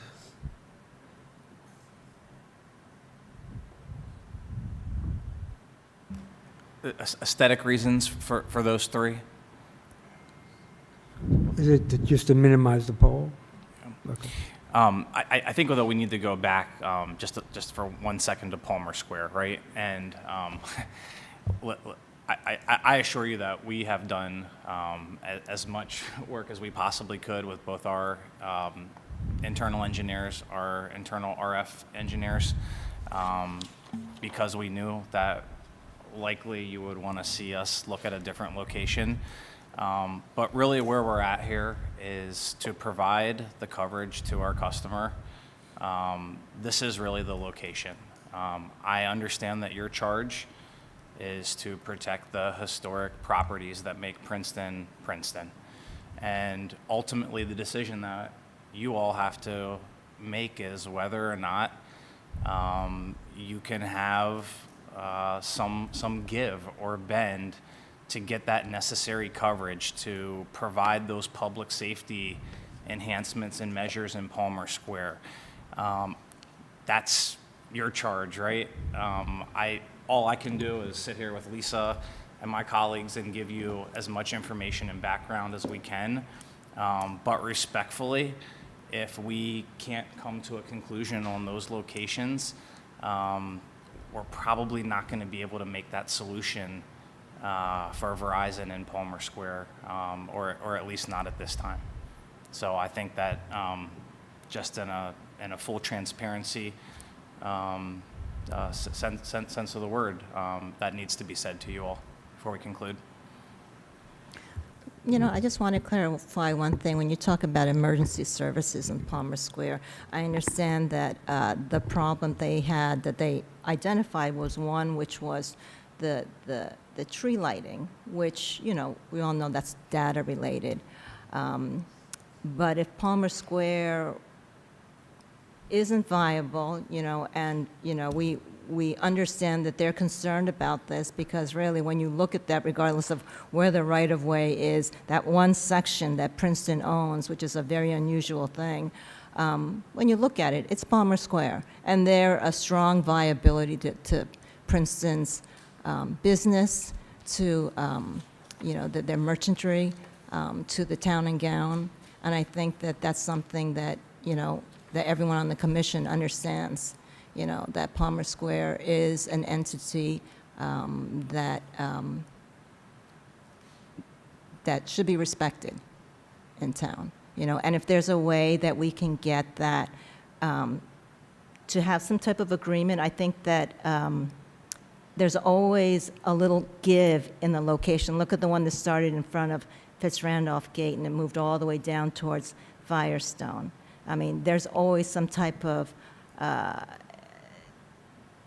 area that you're not really fixed on that. You know, I don't know if it's because you want to be on the upper side or if you could even go to Hullfish Street. I mean, we haven't even talked about that. And Hullfish Street on the north side is not even in the historic district. So I think that there are other considerations. And typically, HPC will hire their telecommunication consultant to actually look to see where is there a lack of coverage. You know, he'll do the propagation. We didn't really do that this time. I don't know if we feel that we need to, but that's up to the commission as well.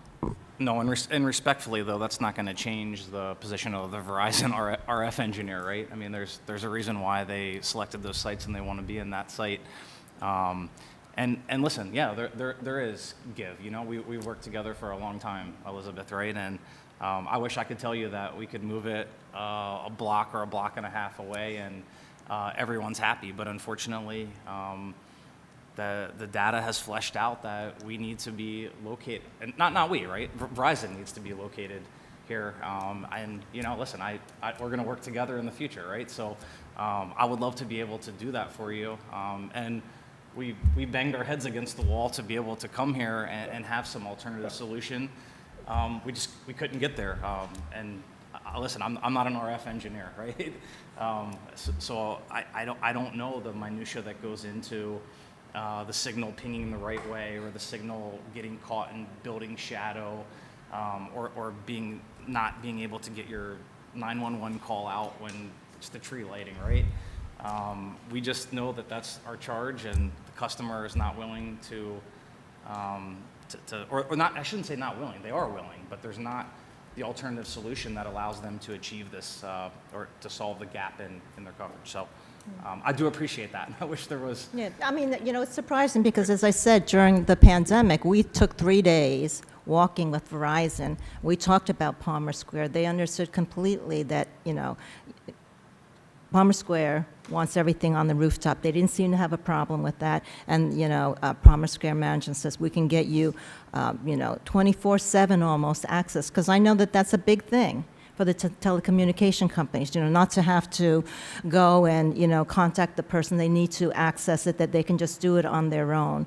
But I think that you have to understand historically, this is a very unique area in Princeton, and that sometimes you have to make, you know, concessions to make it work aesthetically for historic preservation. And I know that you guys have done it because, as I said, I've worked with your other team members who have done it in other areas. So, I mean, and you know from talking to administration, they'd love for you to look at alternates if you can, for it to get it off the ground.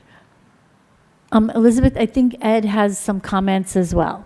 Yeah, I was just going to reinforce, I think, what Elizabeth said, and that is, in the past, when we've had controversial locations for some of these sites, whether on roofs or low, We have gone and we said to the applicant, give us an escrow.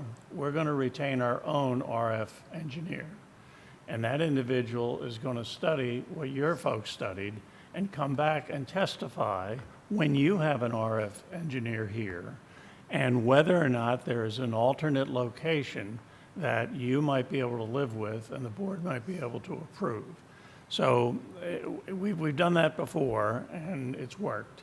But I think that might be the appropriate suggestion here for the Palmer Square location. And the other two, maybe I think the chair is indicating we might be able to move forward with those.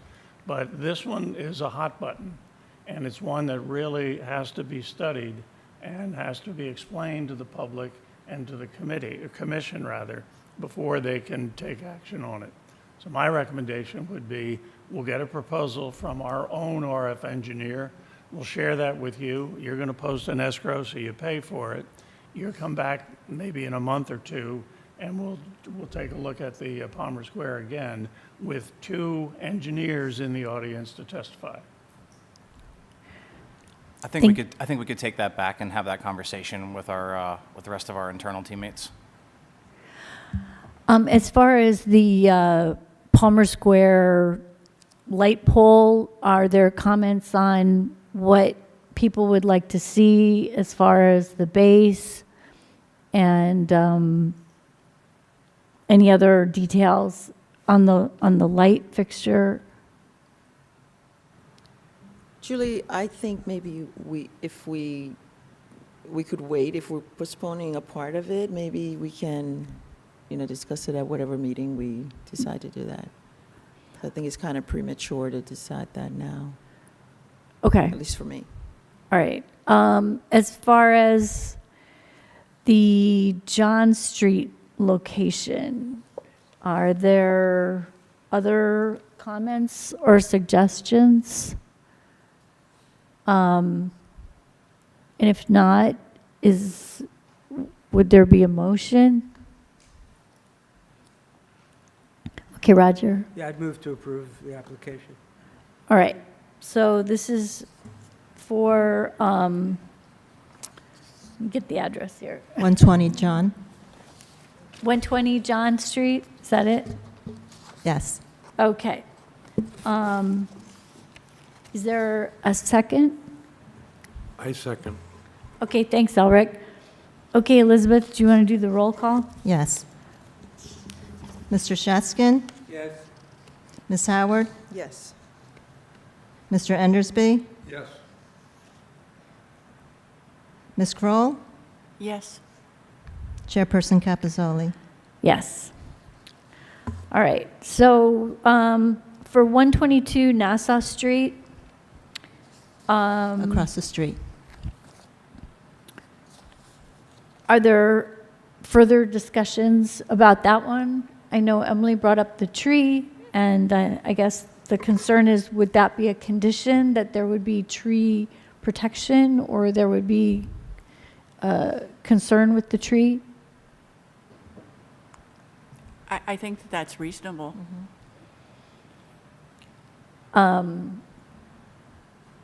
They could work with the arborist. Yeah, maybe with the request to work with our town arborist to make sure the tree is safe. That seems like a great idea. So is that a motion? Sure, I'll move that we accept the application with consultation with the municipal Roger, use your arborist. microphone. Sorry.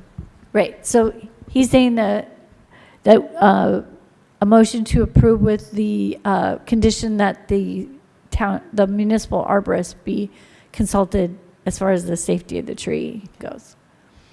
All right. Is there a second to that motion?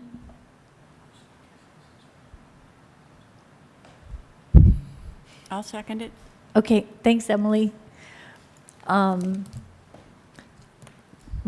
Yep. Mr. Shatskin? Yes. Ms. Howard? Yes. Mr. Endersby? Yes. Let's see, sorry. Ms. Kroll? Yes. Chairperson Capizzoli? Yes. Okay, I guess we got a certain amount done, and we will hopefully be seeing you at some point again.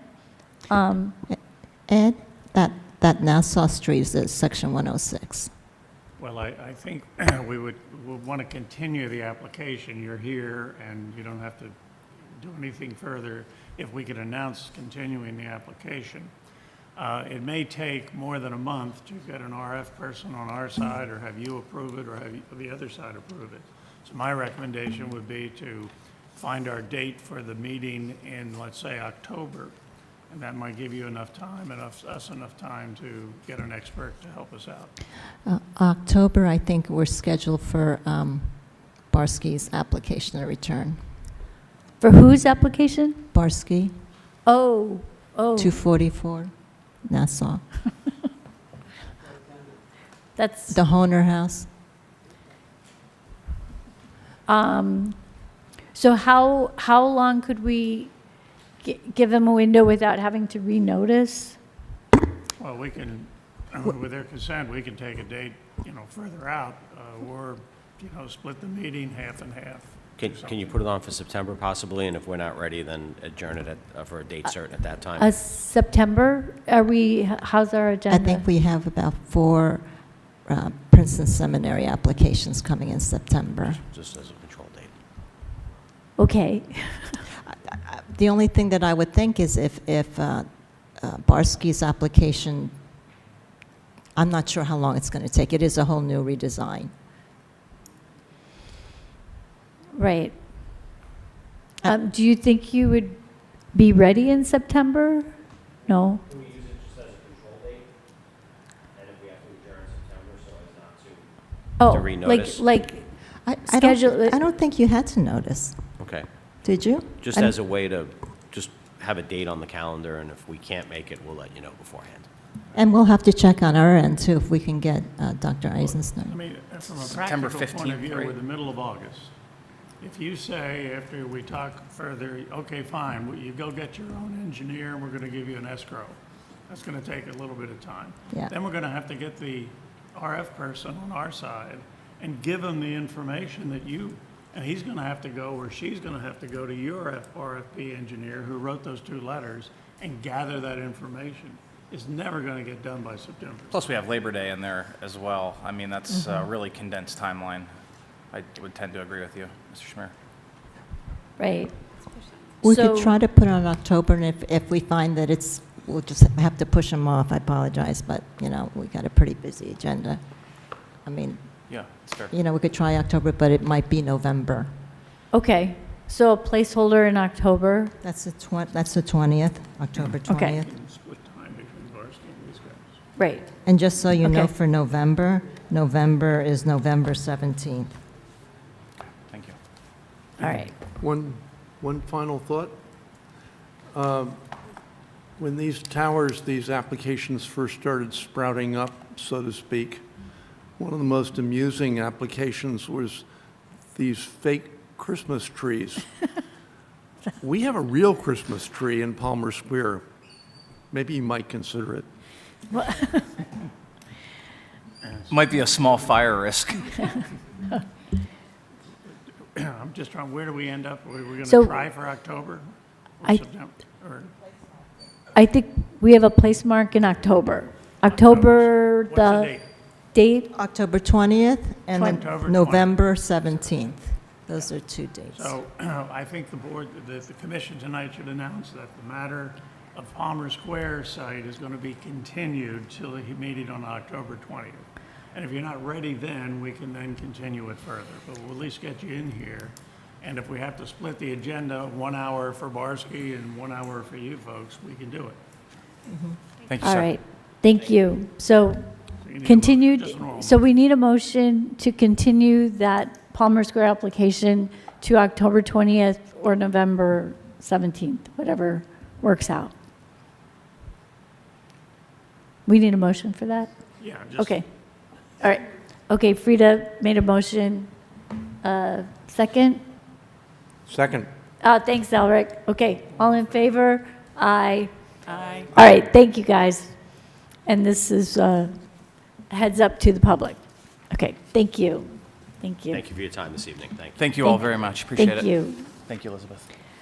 All right, so we have scheduled public comment. If there's matters that aren't on the agenda, and after that, we're going to have a discussion about the HBC Education Subcommittee and the semi-quincentennial anniversary.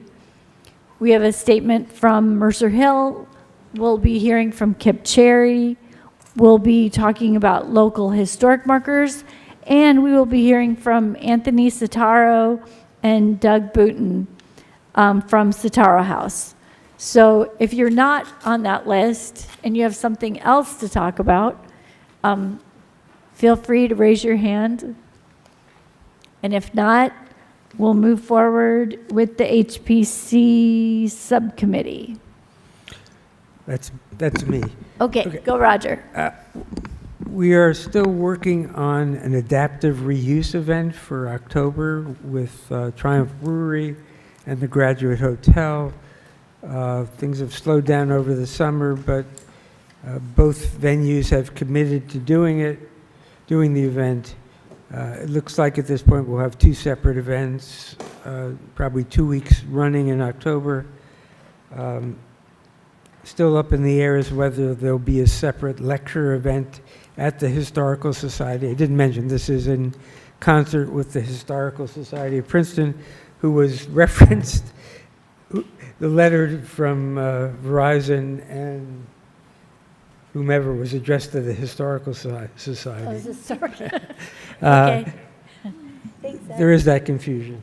But we're looking forward to being able to showcase these two very excellent adaptive reuse projects in town that show the value of our historic fabric of the town and the what can be done to preserve what's here.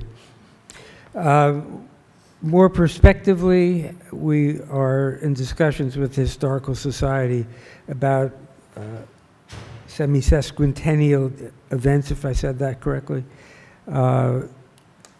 One thing I think we've discussed, and there may be a bunch of people working on this, is highlighting the buildings in town, the houses primarily, that were here before the Revolution, having some kind of tour. But again, that's still in the very theoretical stages. And other people may be doing something very similar. Any questions? Or? No, we appreciate your work with this. And adaptive reuse is near and dear to my heart. So I think it's a wonderful mission. And I think it's a great way to showcase these really successful projects. Right. So thank you. Roger, were you thinking about any dates? If you said it, I'm sorry, I didn't hear you.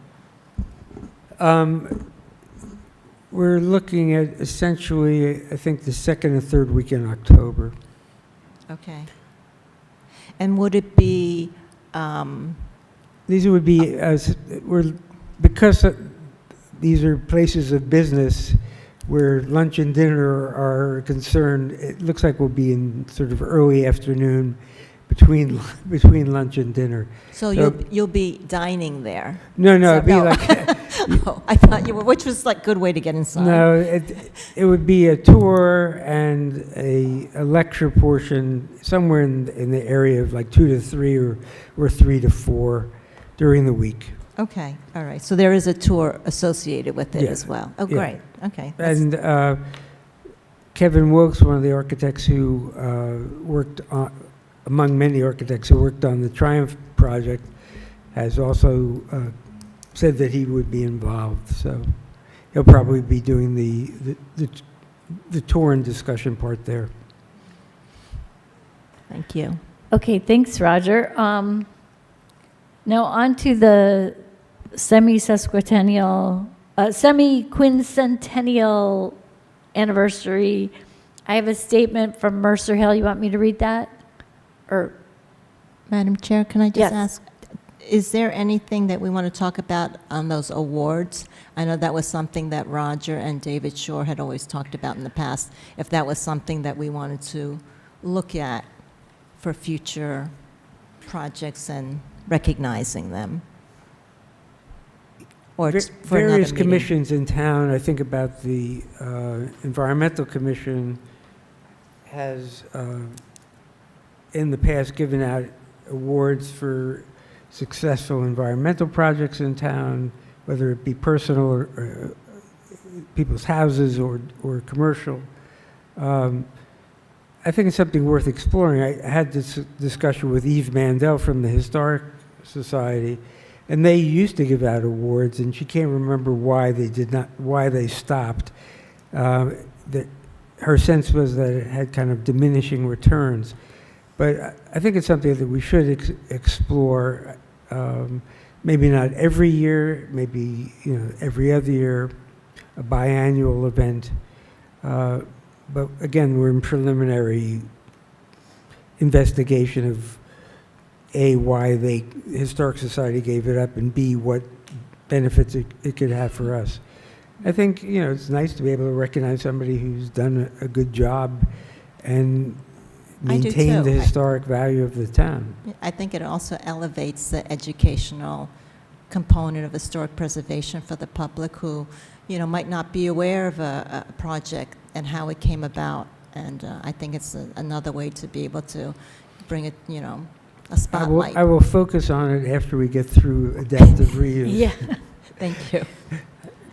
All right.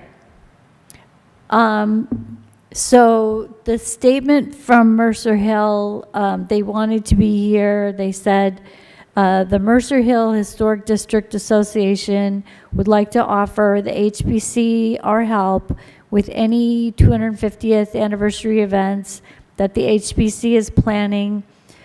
We have volunteers ready to help or can offer our assistance with other event planning. Sincerely, Carolyn H. Robertson, IHHDA president. To be clear, the HBC really isn't a main planner for the 250th anniversary, but there are a lot of other organizations that are planning things. So I think there's just a good it's a good forum to get the word out and how people are going to respond. So Kip Cherry is here, and we'd love to hear from you. Maybe you could just sit at the table, and then there's a microphone right by Elizabeth. Julie, if you could pass that on to me, I can contact Carolyn. Contact Carolyn? Yeah. Okay, great. Roger, I know that that you were also going to have some email between Carolyn from the Mercer Hill. Did that ever happen? I think she was going to reach out to you directly. Carolyn from the Mercer Hill Association? No? Okay. So I will reach out to her. Oh.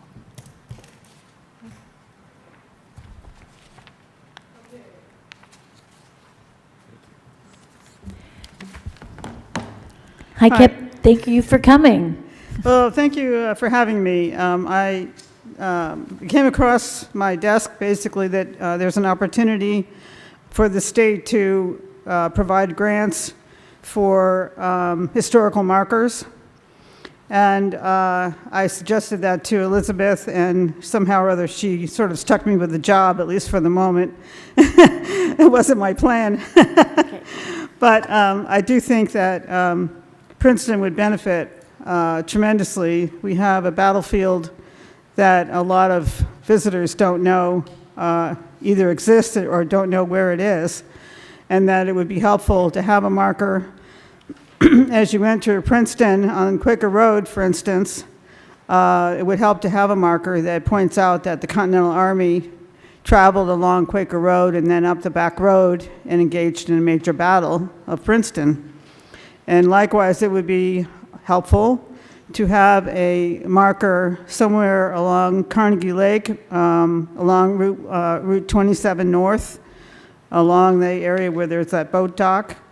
It would be handy to have a sign there to say that that was where the Continental Army exited from Princeton after being victorious in the Battle of Princeton, and then moved up to Kingston, where they paused to decide whether or not they should go to Morristown or whether they should go to New Brunswick to see if they could grab the Sterling payroll that was being guarded there in New Brunswick. And they opted, after some discussion, and decided that they were way too worn out and they would need to go to Morristown and have to forego that opportunity. Now, what I just said are a lot of words, and we only are allowed 605 characters, not words, but characters.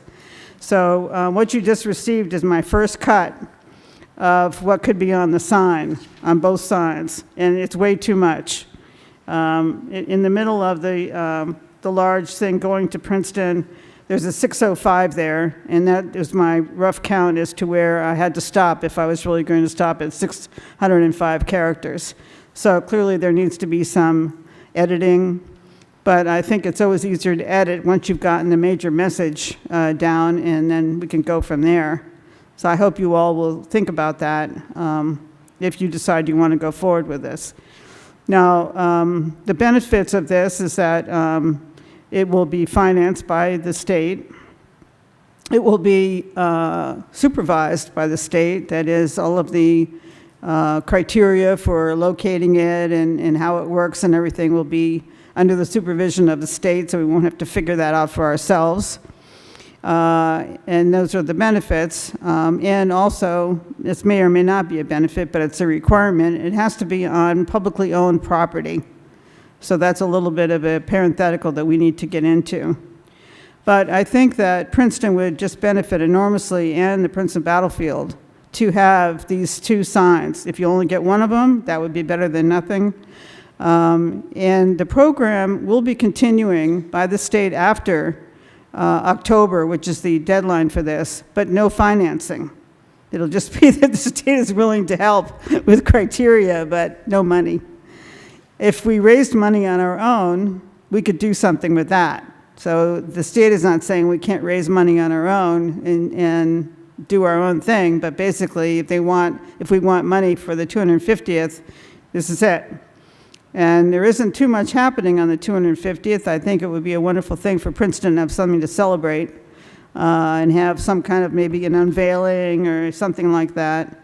And we could also, I'm getting a little carried away, but we could also have something like an acrylic postal box near the marker, which could have additional information on a little flyer. So all that is wonderful stuff to the state, as long as we meet the basic criteria. The basic criteria is that we have a message on the American Revolution that's an important message to give. We fit it into 605 characters, and that it be located on public property. And that, I think, is the basic criteria. So as far as the Battle of Princeton and how important it is, I mean, we just killed that criteria, that we have a very important message. I don't see any problem with that, and I don't see any problem with giving enough verification so we can make it quick and simple. They're looking for all kinds of archival information, and I mean, you can really go to town with this. And if you have a sign which is little known about, then you might need to have that kind of verification. We don't need that. All we need to do is say a few things about how famous this location is and how it's documented and all that sort of thing, and the artifacts. So what I've given you is the second thing is my first cut of the application. The application is online. And you're supposed to be able to fill it out and save it as you go, and then submit when you're all done. Of course, as my luck would have it, when I tried to save it, it was just not working. So I made my own copy of it and decided I would just fill it out on my own, and when I finally get it all figured out, then I can put it into their submit software. But I'm not going to bother with that until that point. So the questions are pretty straightforward. There's some things about significance and a lot of things about who's who and all that sort of thing. The town would have to okay it. And let me talk about the two sites that I'm suggesting, and these are just suggestions. I'm perfectly open to new and better ideas. My first idea was to have a sign actually in West Windsor. So as you left West Windsor on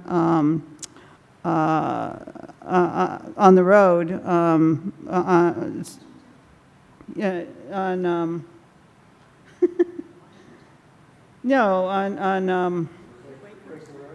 Quaker Road, sorry. On Quaker Road, if you saw a sign in the neighborhood on the interchange with Route 1, that would be kind of a thrill to get you to go on into Princeton along Quaker Road and see the battlefield.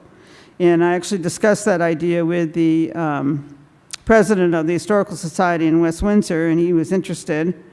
But finding the right site is very difficult because there are business activities along Quaker Road, and there really are no publicly owned sites that are just raring to step up and be counted on this. One idea I had was that, we have that new warehouse complex going in, and if we could persuade them to give us a little postage stamp park, maybe we could have a sidewalk going in along Quaker Road. And you would have to cross Route 1, of course, to get to Princeton, but it would be a way of getting a walking opportunity and a bench or something for people to sit on and contemplate the American Revolution. So I think it would be pretty cool, but that warehouse project doesn't seem quite ready to go, and to negotiate something with them might be too complex. So it was just an idea. So then I began to move in my mind closer into town on Quaker Road, where is publicly owned property. Well, as you know, you cross the canal, which is publicly owned, but it wasn't there at the time of the American Revolution. But as you wind through there and go by the entrance to the towpath, that would be maybe a good place for a sign. That parking lot is already owned by the state, and so maybe that would be a good place. So there's parking there, and then people could also go to the towpath if they wanted to, or whatever they wanted to do. But and even that area around the parking lot could be improved in some way with some landscaping and that kind of thing. So that would be my suggestion for going into town. There really isn't any public property between that location and the back road that I can think of. And there's, of course, the Historical Society's historic location and that sort of thing, but we're talking about publicly owned property. So on the other side of the coin, for leaving Princeton and heading towards Kingston, that's a little more complicated because there is no public property that I'm aware of right along Route 27. So, but there is the boat landing area, and that's owned by the university, I believe. So we'd have to have some kind of an arrangement with them to buy a postage stamp for the sign, unless the right-of-way is large enough so that the State Historical Commission would give us credit that the right-of-way is publicly owned and therefore would fulfill that criteria. The one positive thing about this is that the Historical Commission seems very flexible.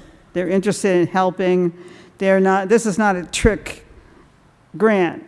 And they're interested, I think they're honestly interested in people such as us submitting. I think we have a tremendous story, and they're willing to help us in any way. There's several maps you have to put in, so we have to have a way to figuring out how to do the maps.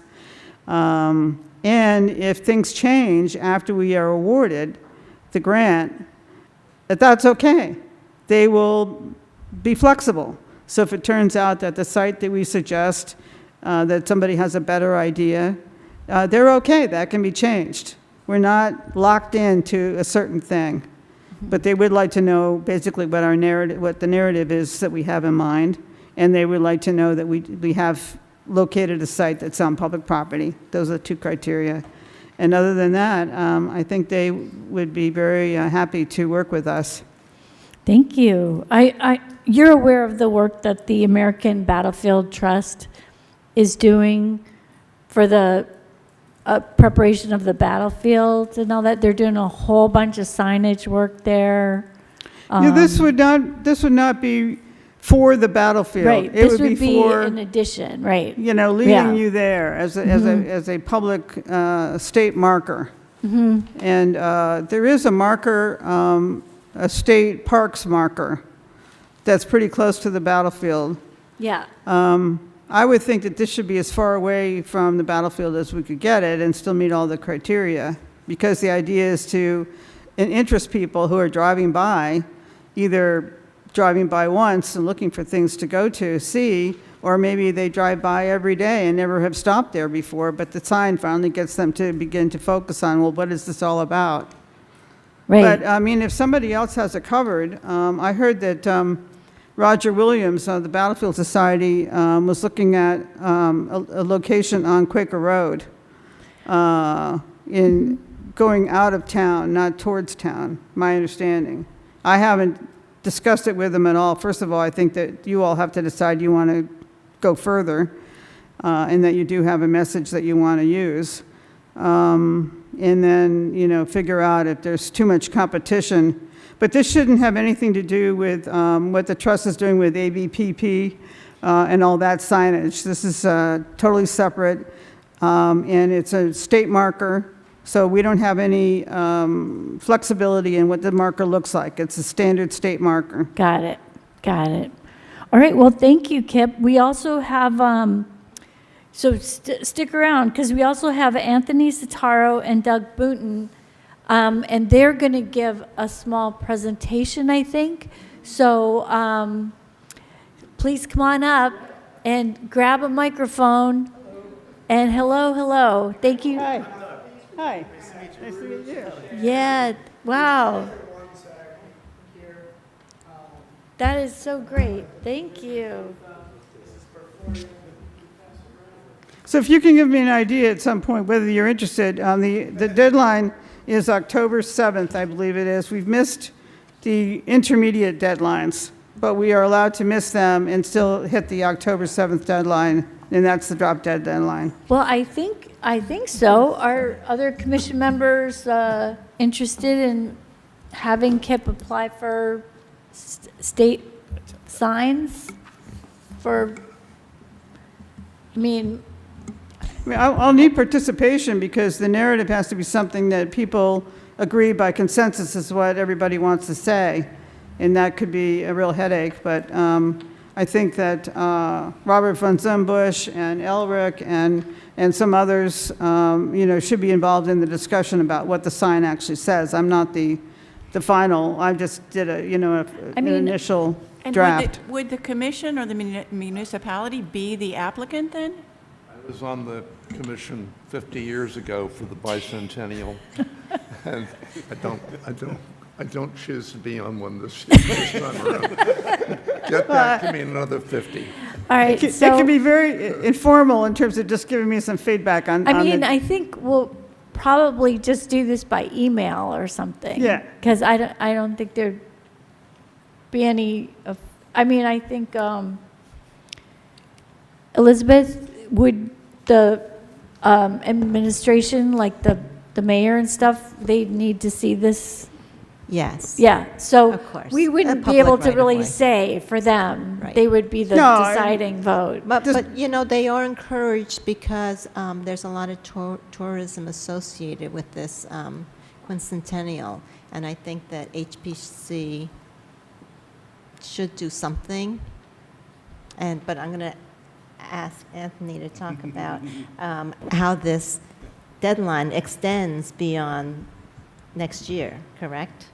Yes. I don't know specific for the sign marker. Hello, I'm Anthony Hi. Sotaro. This is my partner, Douglas Booten. We're with Sotaro House. I think what you're doing is great. By the way, we have those historic markers. We're in Monmouth County. And we have those all along Kings Highway, all along different sites, and they are in that public right-of-way. So I guess that's how they ended up doing them. But they're great because a lot of times it's just a farm, and it's an empty field, and it's the British retreated, and this is where they camped for 13 days. And I'm on the historic preservation in Red Bank, and I'm a big history person as well. So I actually talk to the homeowners, and you hear the stories. And these are private homes. They're not like historic. They have historic markers on them, but they're not museums. They're not whatever. They're just, houses. And usually the people that live there are all about. Right. That you usually don't buy that house unless you are obsessed with that history. Right. So just approaching the homeowner, you might get feedback. But so the reason why we're here and what you're doing is great. You'll see there's a couple different things that we left up there. Our organization, I reached out to Elizabeth, who invited us here. We worked with the New Jersey Historic Preservation Trust for the conference that we just did back in June. And we were one of the presenters about immersive experiences. So you can take a thing like a marker and have this information, and the boxes next to them are great, but there's other ways that you can make them viewable on people's phone, right? And the phone is something that everybody has with them, so you can scan, and we have an app that we've developed that there's 3 different ways that we work and we look at things. There's AR, which is where stuff will pop up on your phone. There's, in the real world, and you're peering through your phone and seeing it in front of you. You could screenshot it, take a picture, and you're next to whatever object or president, or a building's not there, and you could see what it will look like if it used to be there. VR, which is where you would have to be stationary somewhere and have a headset on. And then just traditional cinematics. So you mentioned the Battle of Princeton. We've been working on the Battle of Monmouth because that's the battle by us, right? Where you can have a QR. It doesn't even need to be a QR code, just a picture or whatever. Geo-tag to a specific location or marker, or even along on that same pole, or that image itself. Put your phone up to that image with the camera open and see what happens, and a cinematic pops up, or something of the battle, or of, something specific from Thomas Clark House, or, whatever. So those are different things that we do at the Burlington County Prison Museum, was where the historic conference was this past year. We recreated an inmate. So the other thing that we do is we recreate historic characters. And they are then powered by AI, either scripted or unscripted, where it's open and they're fed information as to know who they are. And people can interact and have conversations with them. So for the conference, we recreated an inmate, and then they put him in the actual cell that he that he was in. And you could go in and talk to him and ask him questions about the case and why he was in there and what transpired and how he was treated and about the prison and different things. So as you'll see with the app in the AR portion, which is what we're finding a lot of people are either doing the simple installation, like just a video, or an LED wall, no matter what size it is, or they're going to the AR because they're realizing that people have this on their phone, accessible. Wow. One more comment. Sorry. So Anthony, let me ask you something.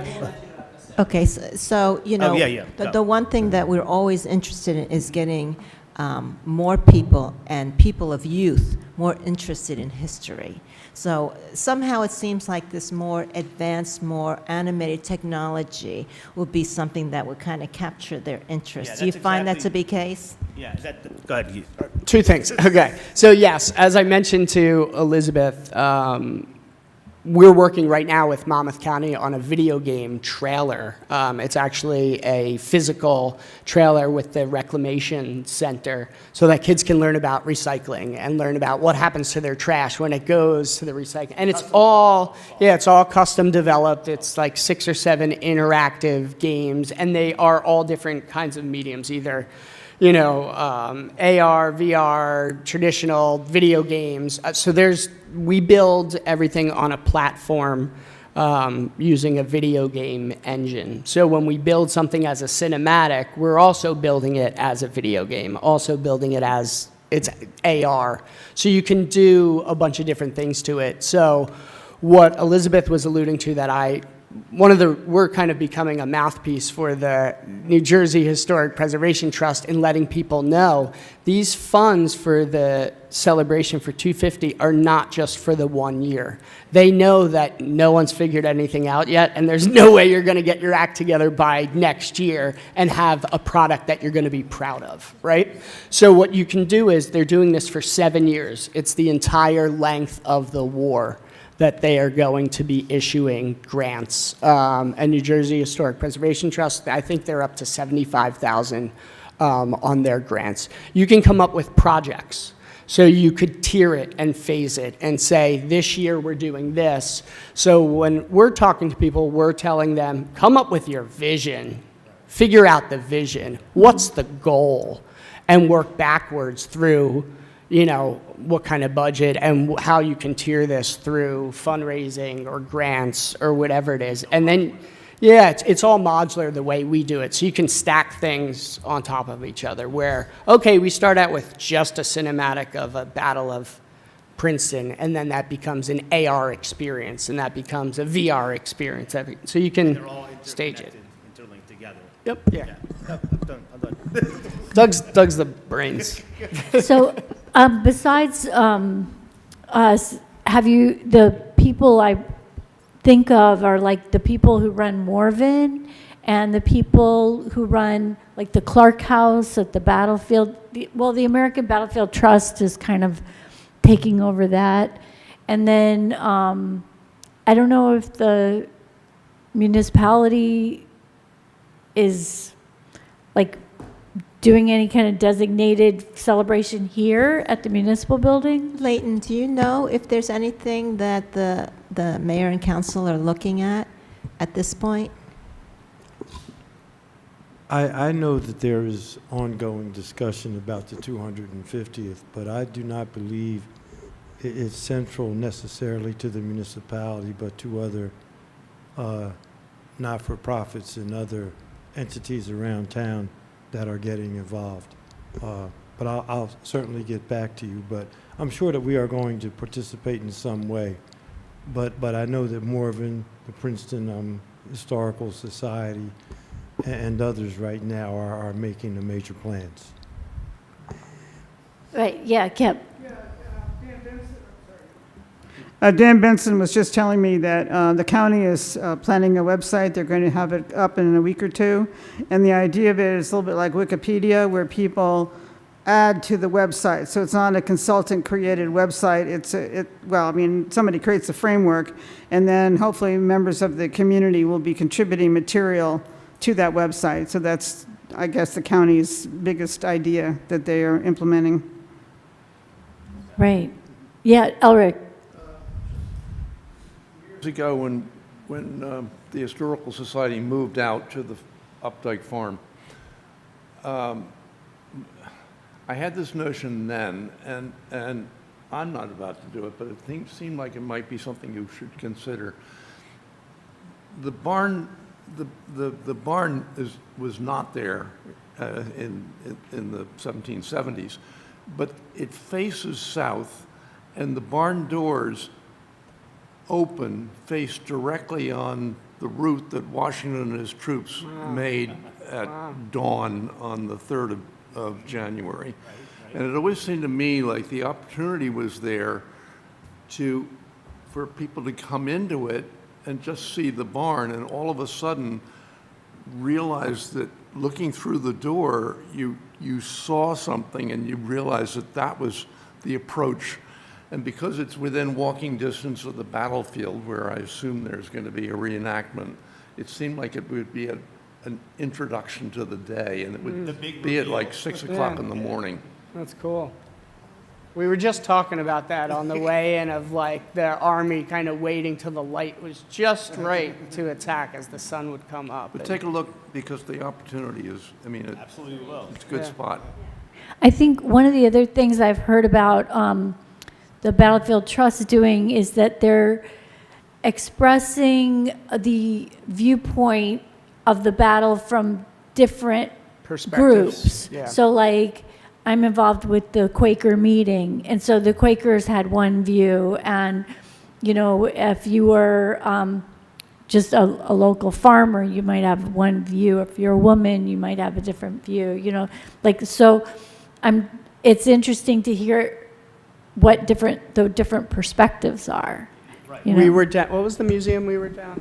I always mess up the name up. Armed Forces Heritage? Yeah. The Armed Forces Heritage Museum, we were down there in Burlington working with them as well, and they have really cool displays out of, they have someone local that is somehow related to somebody that made like authentic uniforms and different things. So they have them up, and you can see like what the field, you know, military, the people that were just farmers would have been wearing, and you could touch that stuff. And so we get really into, when we're recreating something, like what were they wearing, try to be as accurate as possible.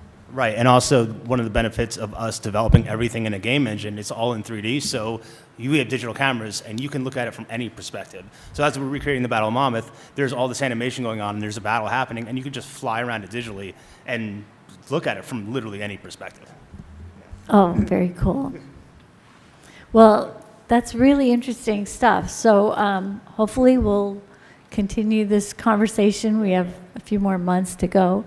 And Yes, thank you. And like I said, everyone's in the same boat you are, where it's like, oh my gosh, it's next year. Yeah. You know? And we haven't planned anything, so that's why they're doing this. They're staging it. You're not alone. Monmouth is there's a whole Monmouth 250 website. They are very at the forefront, obviously because of Battle of Monmouth. I think, so if you are looking for someone that's kind of ahead of people, they're really pushing it, so. But we're here as a resource Yep. as well. If you guys just want to reach out to us and talk and ask questions, we're happy to help. Yep.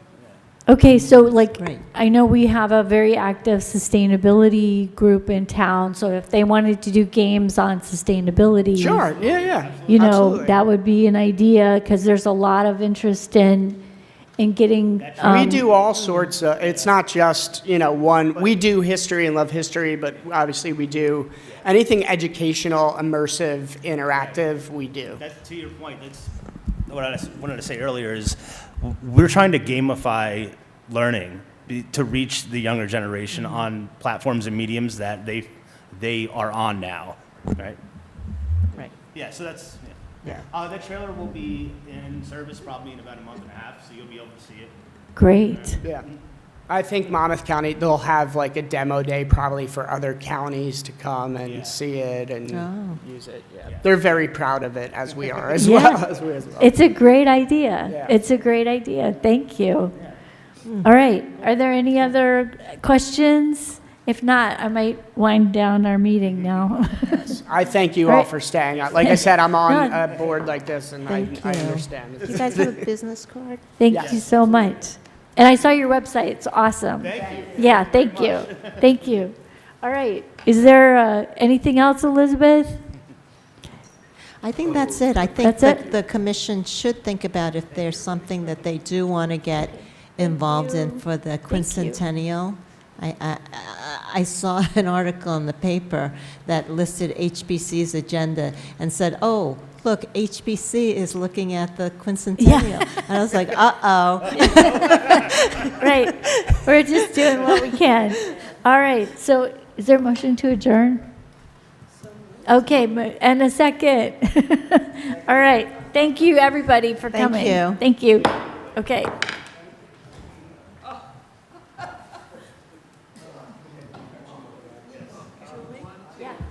If there's really any interest in this stuff, you know, I used to run the art gallery at TCNJ, and TCNJ has an interactive multimedia department, and I actually co-taught a couple of courses on interactive exhibition